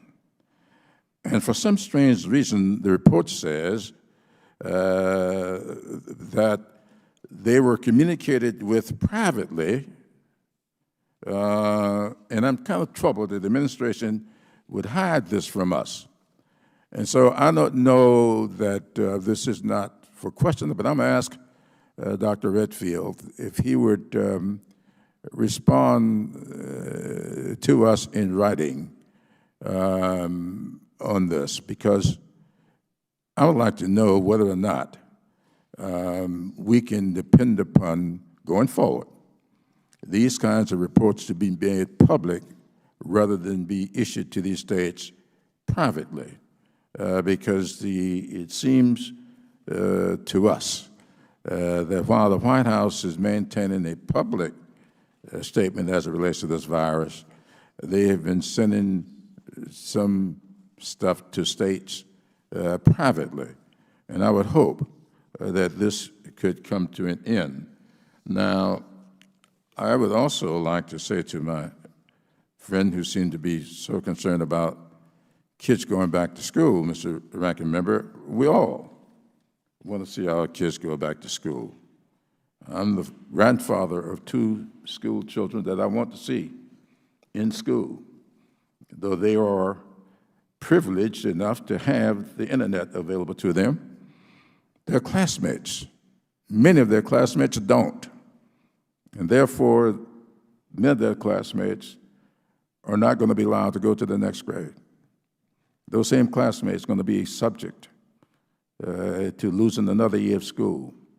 We all want them back in school, but I want to refer, since we are talking about the American Academy of Pediatrics, they have followed us up with us, the American Federation of Teachers, the National Education Association, the School Superintendents Association, and they all joined together in issuing a statement on July 10th. And to me, here's what is operative. Public health agencies must make recommendations based on evidence, not politics. We should leave it to health experts to tell us when the time is best to open up school buildings and listen to educators and administrators to shape how we do it. I represent a congressional district that is about half and half what we might call rural and urban, though even the urban part of my district will be looked upon as being rural by some of my friends here on this panel from New York and California. So maybe I just do have a rural district. All I want to say is it's different in rural America than it is in urban America. So I don't know that we can up here come up with a one-size-fits-all. We should delegate to the professional superintendents and the principals of these schools to determine how best to reopen schools. We want them to reopen and arm them with all the resources they need to do that. So this whole notion of just telling people to go back to school, that is one thing.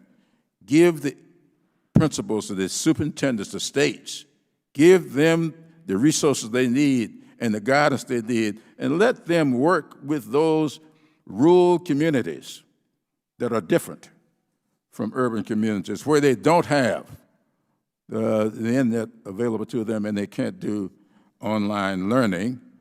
And they've got to be able to space. They've got to have masks. I represent families that cannot afford to buy a mask every day. Many of them can't afford to buy the books. So we ought not be putting that burden on them. And so we have resources up here that we ought to get out to these school districts. And I know, I hear from teachers every day who go in their own pockets to pay for material for their students. That's happening every day. And they're preparing to go back to school with budgeting to do the same thing. Now, before we close, I want to enter into the record. I have another letter from the American Association of Medical Colleges. And I'm asking unanimous consent that this letter be entered into the official hearing and without any objections to order. Now, I want to thank Dr. Fauci, Dr. Redfield, and Admiral Giroir for being here today. We appreciate the expertise you have shared as we work to end this terrible pandemic. As we heard today, a comprehensive plan to reduce the spread of the coronavirus would save lives but everyday effective action is not taken, more lives are lost. Today's hearing has made clear that the Trump administration must put aside partisan concerns and work with public health and medical science experts to craft a comprehensive plan to defeat this virus. The plan must prioritize public health over perceived political expediency. The plan must ensure states have the testing they need, give Americans clear public health advice, and follow the advice of legitimate experts like we have here today, even if their assessments are difficult for administration officials to hear. Much of this is inconvenience to the public. Nobody feels comfortable getting up every morning and looking for a mask. Nobody feels comfortable riding around all day with a mask. It's inconvenient for everybody. So it's uncomfortable for everybody. But the plan must include guidance and support for state and local governments, health departments, schools, and community organizations. I come from a part of the country where no education would have been available to my parents had it not been for churches, because the states did not sponsor education for them. My father was not allowed to graduate high school because no high school was available to the students in the county he grew up in. And so we've got to bring local communities in this. The churches, temples, synagogues, all need to be involved in this. This is not excluding any religion. We are trying to bring religious organizations into this effort. And we've got to protect our students and our teachers and not go rushing into reopening schools. Finally, the plan must address the grave inequities this virus has inflicted on minority communities. Our black and brown communities already faced health and wealth disparities before the coronavirus. That's what Ms. Velasquez was getting to in her last line of questionings, particularly when we are dealing with this contagious virus. In the words of Dr. Martin Luther King, Jr., in his letter from the Birmingham City Jail, which I happen to believe, most people may not agree with me on this, but the Bible to me is a timeless document. And I believe that King's letter from the Birmingham City Jail is a very timeless document. He said in that letter, injustice anywhere is a threat to justice everywhere. Dr. King also said, and I quote, in that same letter, time itself is neutral. You may recall, he was responding to a letter that he had gotten from 8 non-black ministers who said to him they agreed with him, but the timing was not right. King in his response says, time itself is neutral. It can either be used destructively or constructively. And then he went on, more and more I feel that the people of ill will have used time much more effectively than the people of goodwill. This destructive virus, while it has no will, has used the past 6 months to spread more than 4 million of our fellow citizens. It's spread to more than 4 million of our fellow citizens. To prevent more lives from being lost, people of goodwill, including those who are here today, I consider you to be among the people I respect most in our government. People of goodwill must use their time constructively to combat the virus much more effectively than it has been to this point, irrespective of how many tests we may give, irrespective of how we may shape up to the rest of the world. The question for us is, are we using our time constructively? People of goodwill must correct past mistakes, embrace the science, work together in a bipartisan way to defeat this grave threat to our country. And if I might quote Dr. King once more, the time is always ripe to do right. Without objection, all members will have 5 legislative days within which to submit additional written questions for the witnesses to the chair, which will be forwarded to the witnesses for their response. I ask our witnesses to please respond as promptly as you are able. And with that, this hearing is adjourned.